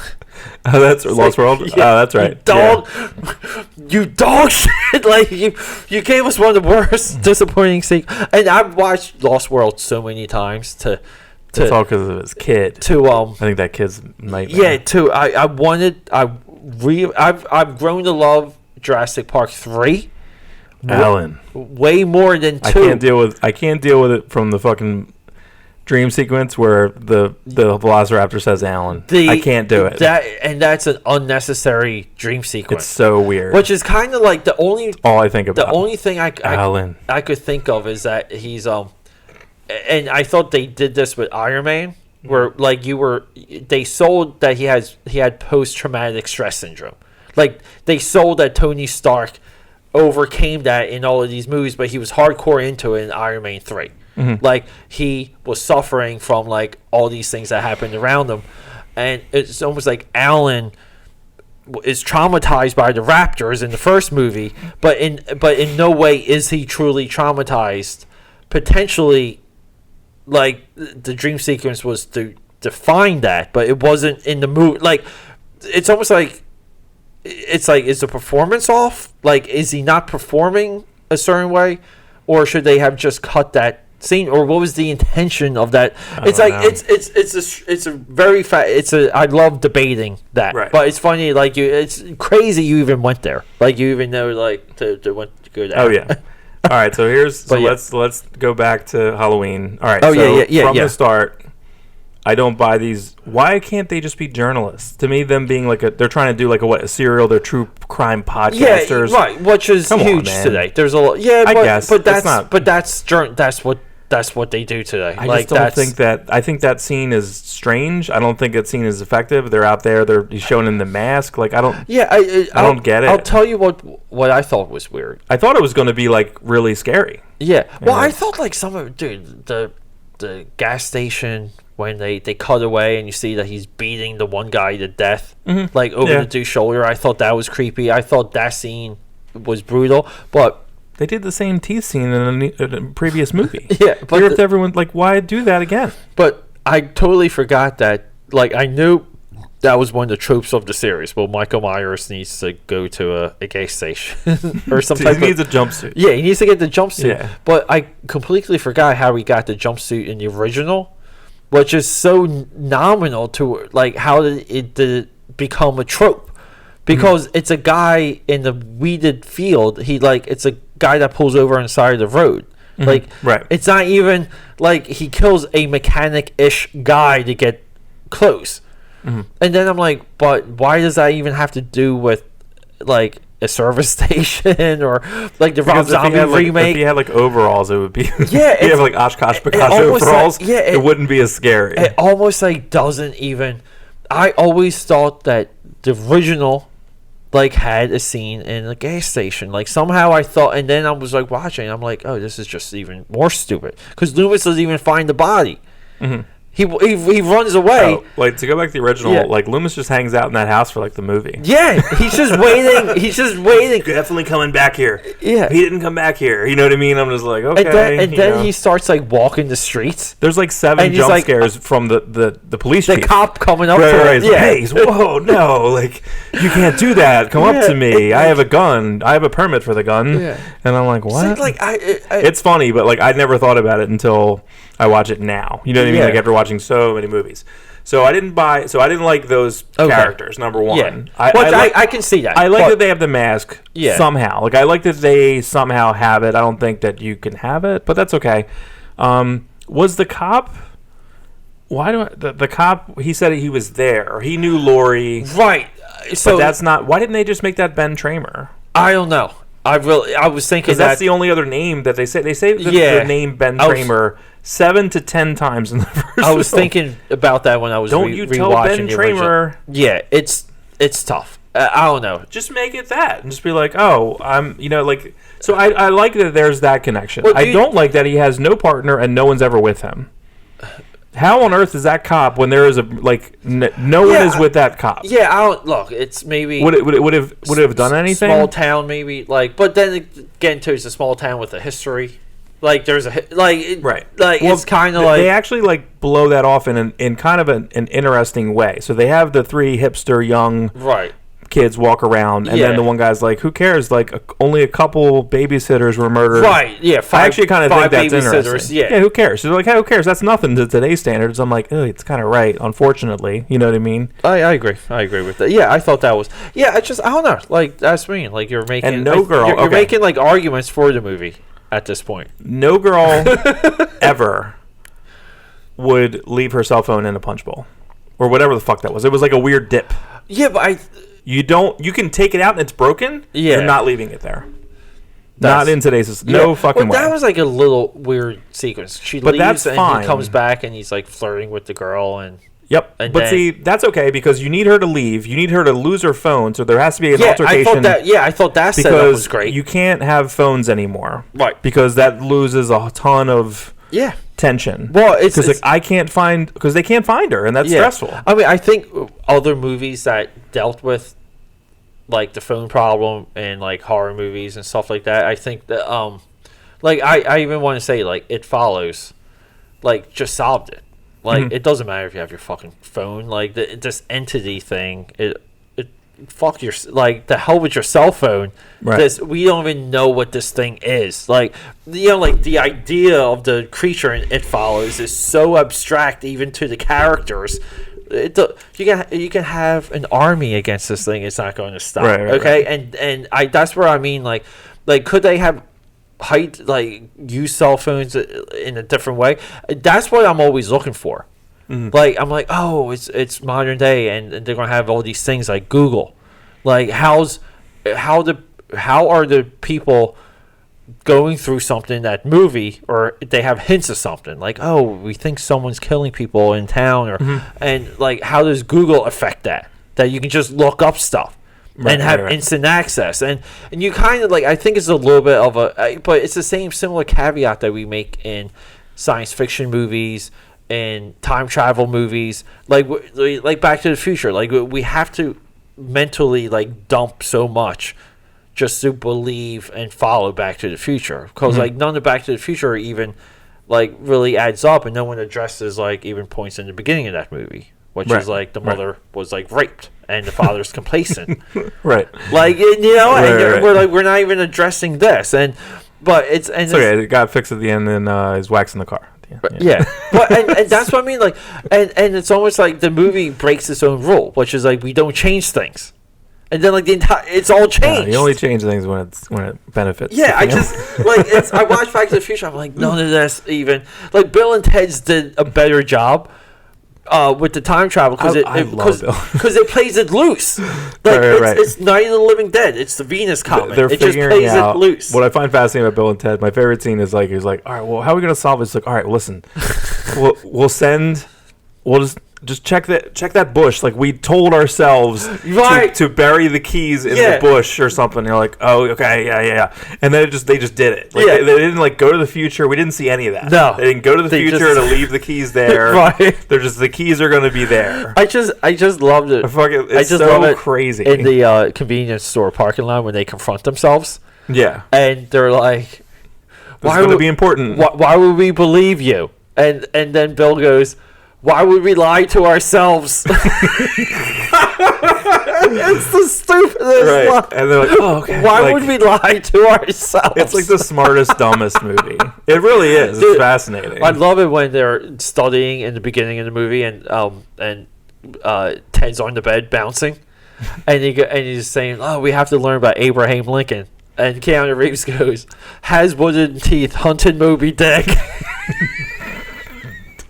Doesn't make any sense. But you're like, it's like visuals of like Abraham Lincoln, like Ahab from the book is maybe visually like Lincoln, like in the Gregory Peck in the Moby Dick movie, and because it wasn't Gregory Peck. I think that's right. Yeah, but then he also played Lincoln. Gregory Peck, I think Peck played both. Okay, which is weird. And then it's like the wooden teeth, just because he's an old guy. Like George Washington is an old. It's like the dumbest, and it's just crazy. Dude, that movie, like I can watch Bill and Ted's every single day. Yeah, I can watch both. So much. And the second one's barely. It's barely not as it's still almost as good. It's really close. It's the second one's almost like like all concept, and it's like they did it like it's almost like there's not enough death, there's not enough of the station, but then they kill him in the beginning. The evil doubles kill, which is it's there's so much to that movie. It's good though. Like watching it back to back, I probably it's probably good, the same thing with like. I know that like it's funny. The Rotten Tomatoes score of the original Halloween's like huge, right? It's like 84. It's 84 something, maybe even 90, right? But then Halloween 2, which is still good. The original Halloween. No, Halloween 2 holds up. Yeah, but like I don't know why it has like a 28 or something like that, and I'm like, what? I don't believe any of these. They go back of these ratings, at all anymore because they just discovered. I think it was like 800 bots went through Last Jedi reviews. Right. Like 800. So it's almost like how when you're running a site and you have like logins and activity, you can check. You can check when things were created, how they were created, the part of the country that they were like created. You see the IP, you can see so much instantaneously. How those are not flagged, it's dubious. And it's no different than, like what people want to say, like with the 2016 election. They want to be like, hey, Facebook's like, yeah, Russia bought ads, and Russia did this, and Russia did that. And Russia did do that. Like, it's proven. Russia also ran, like, the biggest Black Lives Matter website that Facebook had, like, page. The biggest BLM page was a Russian page. And, they'll do all these things, but they'll say this other stuff. But at the same time, how does Facebook not know that?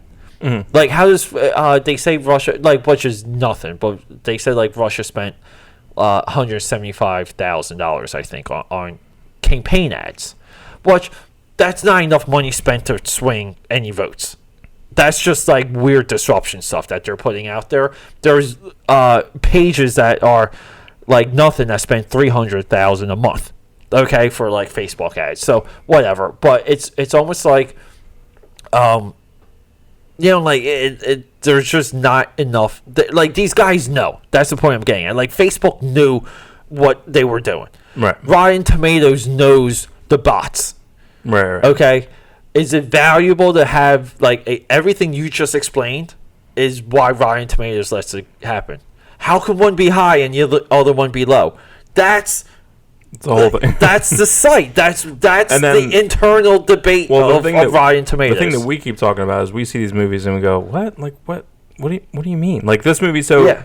All right, so number 3. So if that's 1 and 2, my number 3 thing... Yeah. My number 3 negative is tonal comedy and length of the comedy bits. So you mean like the sandwich conversation? Sandwich conversation's like too long. The kid's talking. The kid is a little too much. A little too long. The black kid doing it. Funny, but a little too long. The kid play like one of the ballet lessons. The cops talking about falafel or some shit like a pita thing. I get that, but at the same time, it beats too long. Like it just feels too long. It feels artificial and too long. All of everyone, and then even so far as like, I love Judy Greer. I think Judy Greer. I've seen her. I've probably seen almost every Judy because I watch all these weirdo like independent movies. Yeah. So I've seen her in everything. She's currently in the Showtime show Kidding. She plays Jim Carrey's ex-wife. Oh, okay. Right? Yeah. She's so good in that. It's insane. Yeah. Super, super good. So it's hard for me to watch her the last 6 weeks acting at Pinnacle, directed by Michel Gondry. Wonderful scripts. And then see her in this where she's just kind of like, I don't know, your grandma didn't call. She's lying terribly. She has nothing to work with. Well, she has a shitty ass husband who's like a wimp. But wasn't she the same character in Jurassic World? Like where she's like a passive. Yeah, she's a passive divorced mom. Yeah, like passive, like broken older woman almost. Yeah, I don't know why. Yeah. I mean, I get it. I imagine this paid her out. Yeah, sure. She bought a house with this fucking money. I'm sure. But when I see, she turned, I didn't give a shit. Yeah. She's like, okay, this was my training. This is why I was trained. I was like, it didn't feel earned. I didn't give a shit. I agree with that. And how long was that girl in the woods?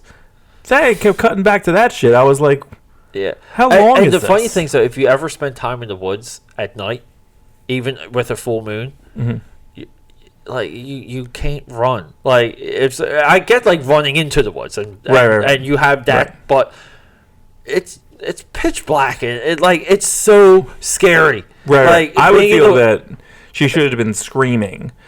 Okay, so Jamie Lee Curtis's scream is ridiculous, right? Like really good. I mean ridiculous great. Like so the original she's the original Scream Queen, she's the original Final Girl. Yeah. Got it. Like Final Girl's a great term for her, but she's the first. She's the first one. Yeah. So I get the whole thing. I like her. Okay, so all the positive. I'll go positive 1. I like the callbacks. I like her outside. I like her being crazy as shit. I like her showing up. Yeah. Like I like the little things. The other theory that I thought about is you figure that the weirdo new Loomis, she says new Loomis, which is fucking meta as shit. A little too much. Yeah. It's a little too much. Yeah. Because I was like, that would mean that there's been multiple Loomises, but in this continuity, no. There was one Loomis and then that was it. Yeah. So that's not as if like there's been 7 other movies with Loomis in it.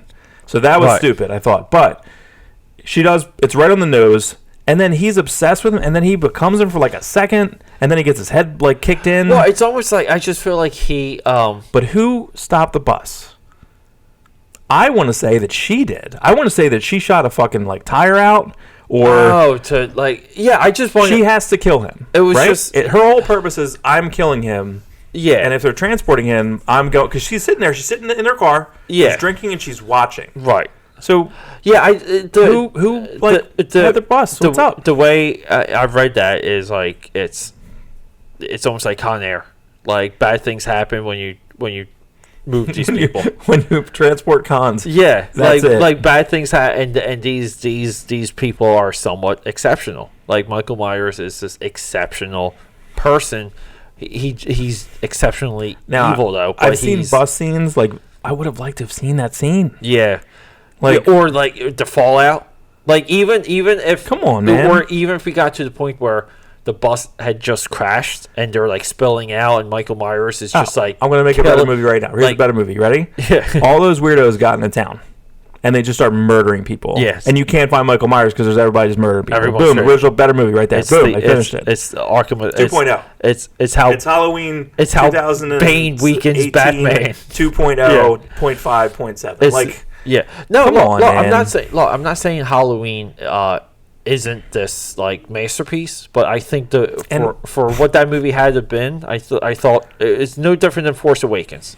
Like Force Awakens, I mean, okay, so they're gonna do another fucking Terminator, and I'm gonna have like I just feel like it's this, these are gonna do they're doing these reboot-quels, right? Yeah. That's what this is, right? It's a reboot-quel, right. And they're gonna do it again. And what's the new Terminator called? It's probably gonna be called Terminator. I think they were saying it was the Terminator, but that's also like SJW out. By the way, you got 3 chicks. Like I just don't, that's another. It's not 3 chicks. The one was a guy. Well, in that picture. Really? Yeah, that's the guy. That's John Connor. The guy you thought I know who you're thinking. I'm talking about. Picture. Yeah, that picture's that's terrible. the guy. That's the guy. A feminine male. Nah, that's okay. Yeah. I'm fine. But I just okay, I'm fine. But like I just don't know. Oh, and then okay, so all right, so we get to the end, and I like her coming out of the shadows. Cool. I like the fake out of her. I like all the callbacks. I like that. I like with her falling out and she falls onto the thing, and then he looks out there, and then she's not there. Right. Great. That's cool. Yeah. I like her coming after him. I think that's great. I like the little panic room doors. I think that's cool. Yeah. I don't understand the trap door. Yeah, they kept doing they did the trap door so much. Like they were just like, and then they just left the like clicker like on top of the counter. Yeah. Well, I thought she was going to take the clicker with her.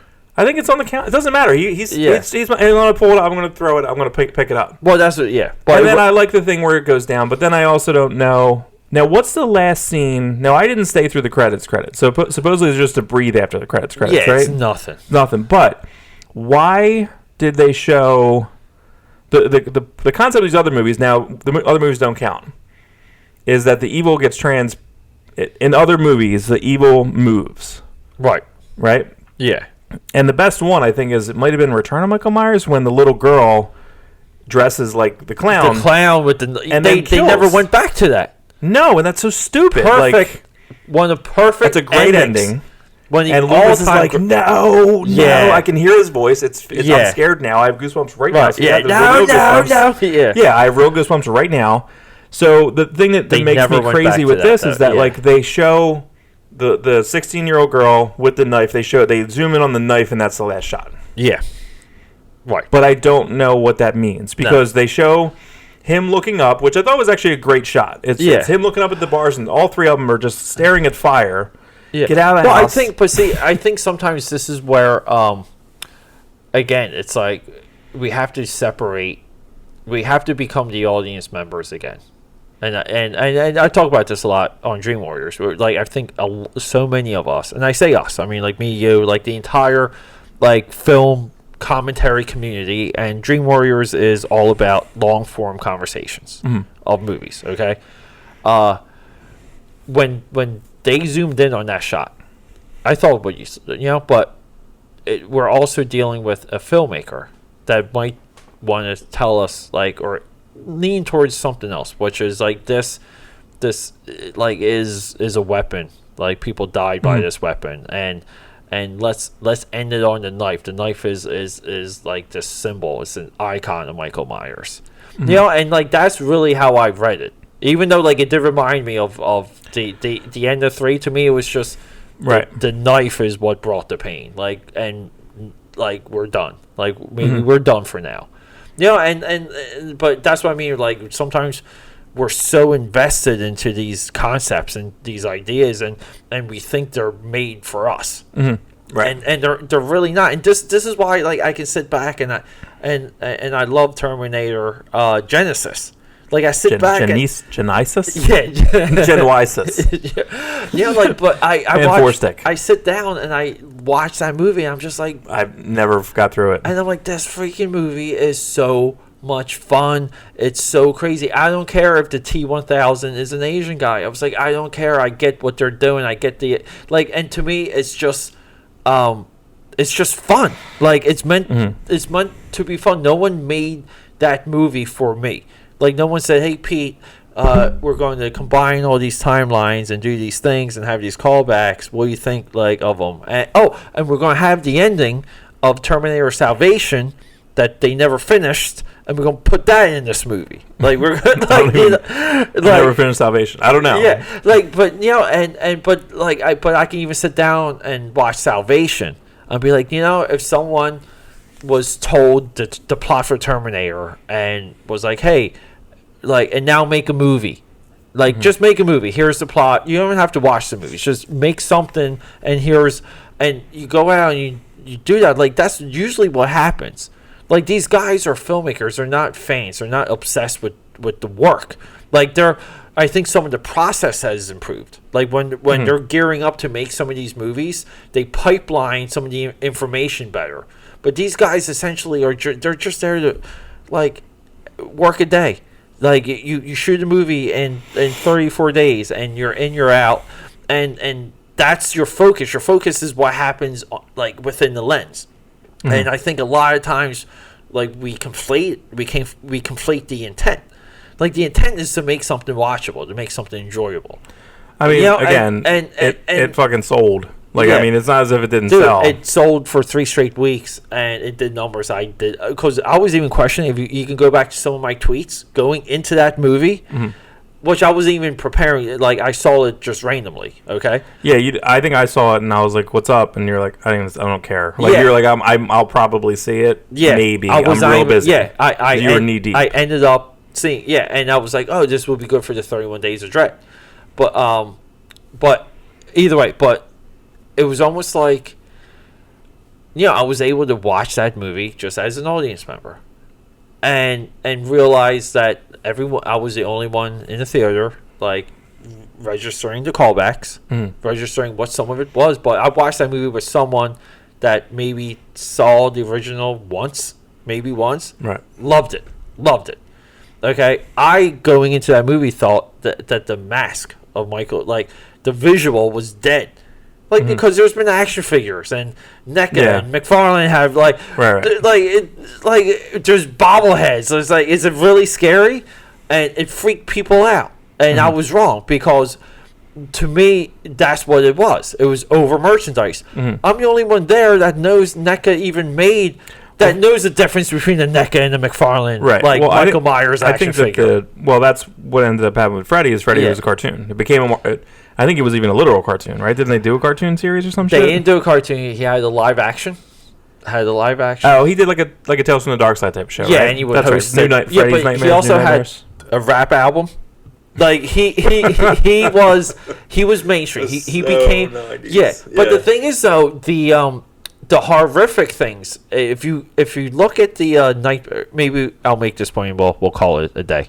If you watch the Nightmare movies, as Freddy got popular, the horror of the movies became his backstory, and the killings became like, you know, they had one up every killing, one up all the, like, in every sequence of the movies. They had to find more creative ways to kill people, but the horror was like the mother going to the insane asylum, getting raped by like 100 prisoners, and Freddy's seed being cursed from the beginning, and then like him torturing like kids. Well, they did like you know, like, but I don't mind that origin, like, for the same point that I think that like the Rob Zombie people are like, I don't want an origin of Michael Myers. That movie I like the Rob Zombie awesome one. Right, exactly. So I'm fine with that. Yeah, I even look, I make so many like points around his second one, which is I literally feel like that's the soul of the killer. Well, don't you think that okay, so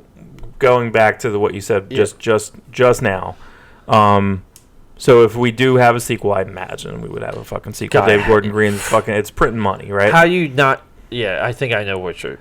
So I'll love the next one, in theory, because it won't necessarily be like it'll be like The Last Jedi. It'll be like it's going to be like, I'm going to do this thing, and then we'll see. Because there is power. You are right. Like, it did. Okay, there he is. Okay. I'm not numb to it. It's still. Why do you think it's so scary? What do you think it is? Because they literally portray him as one note. He like him killing the kid in the beginning of this movie. Yeah. He spared the baby. Perfect. You thought he was going to kill the baby because he killed the kid. Yeah. The ballerina boy got it, and you were like, holy crap! And they knew exactly what it was out of the Supposedly that was like an afterthought. Supposedly that was. It's a good afterthought. That was one of the most tense moments. I'm like, don't shit. Like, I was like, you know. And it's like him being in the back of the car again. Call back to like the first movie. Like, you have a giant 9-foot man hiding in the back. It doesn't make any sense. Like, it's the same actor as the first one. Is that right? I think that's right. Yeah, it's or at least in the field before stunt guy. And Michael Myers isn't mystical. He's this machine. Like, he's exactly how Loomis and they describe him within the movie. I think we needed a Loomis, man. Like, that guy wasn't a good new Loomis. No, like, he sucks. Like, he was literally, I think, the black psychiatrist from Watchmen. Like the patient turned the patient turned him. Which is, I think, is a great, you know, like that's fine. We see that a lot, but then again, Harley Quinn, he's Harley Quinn's the better, But the thing is, though, too, like what I bring to like a lot of these movies is that it's hard to know where things aren't. Like, we watch a movie and it's a product, and it's like, hey, this is the best movie we made with the time that we had, okay. And we're not just only artists, but it's also commerce. And we need like movies to make money so we can make more movies, right? Because otherwise movies would just disappear. And I think sometimes we don't know what isn't there and why it's not there. Like, there could have been more, like the point I'm getting at, there could have been more with the Doctor.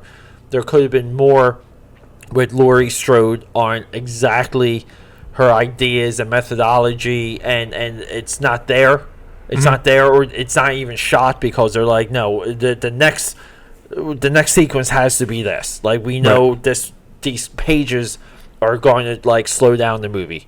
Like, you know, and I think with digital, you know, they can almost like edit the movie in real time. Like, the movie's forming as you're shooting it. Okay, when they were doing 17 Bridges here, they had all the cables running to the 5th floor.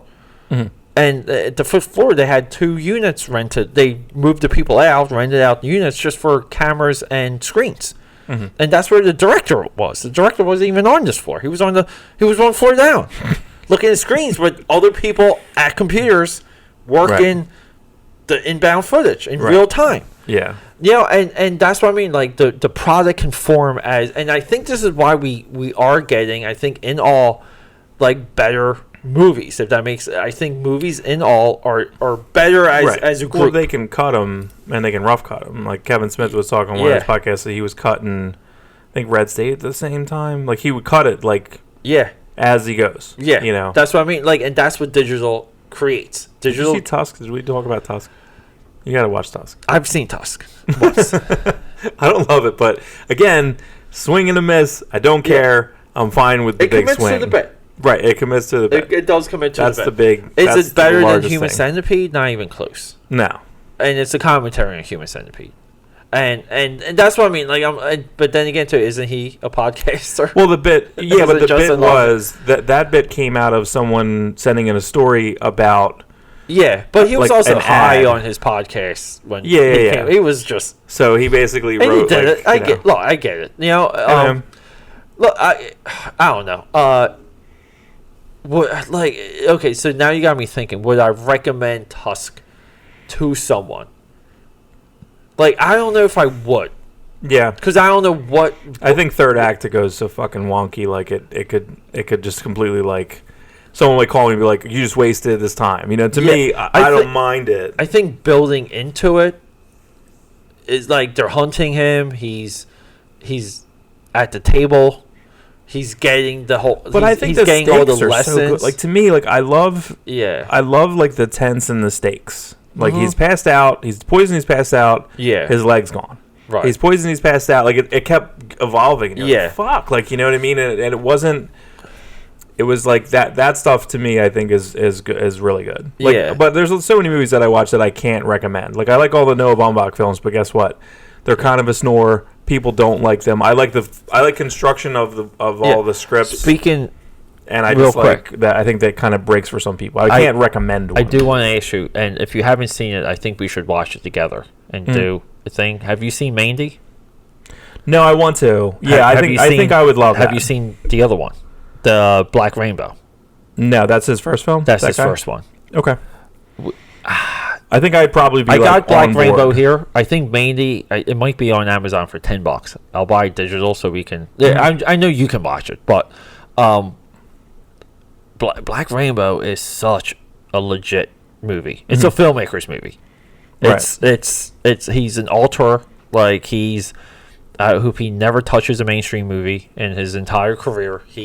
He should be funded to make a certain type of movie infinitely because it's a voice. It's a voice. Right. Not Nicholas Winding Refn because I think he's destroyed his career.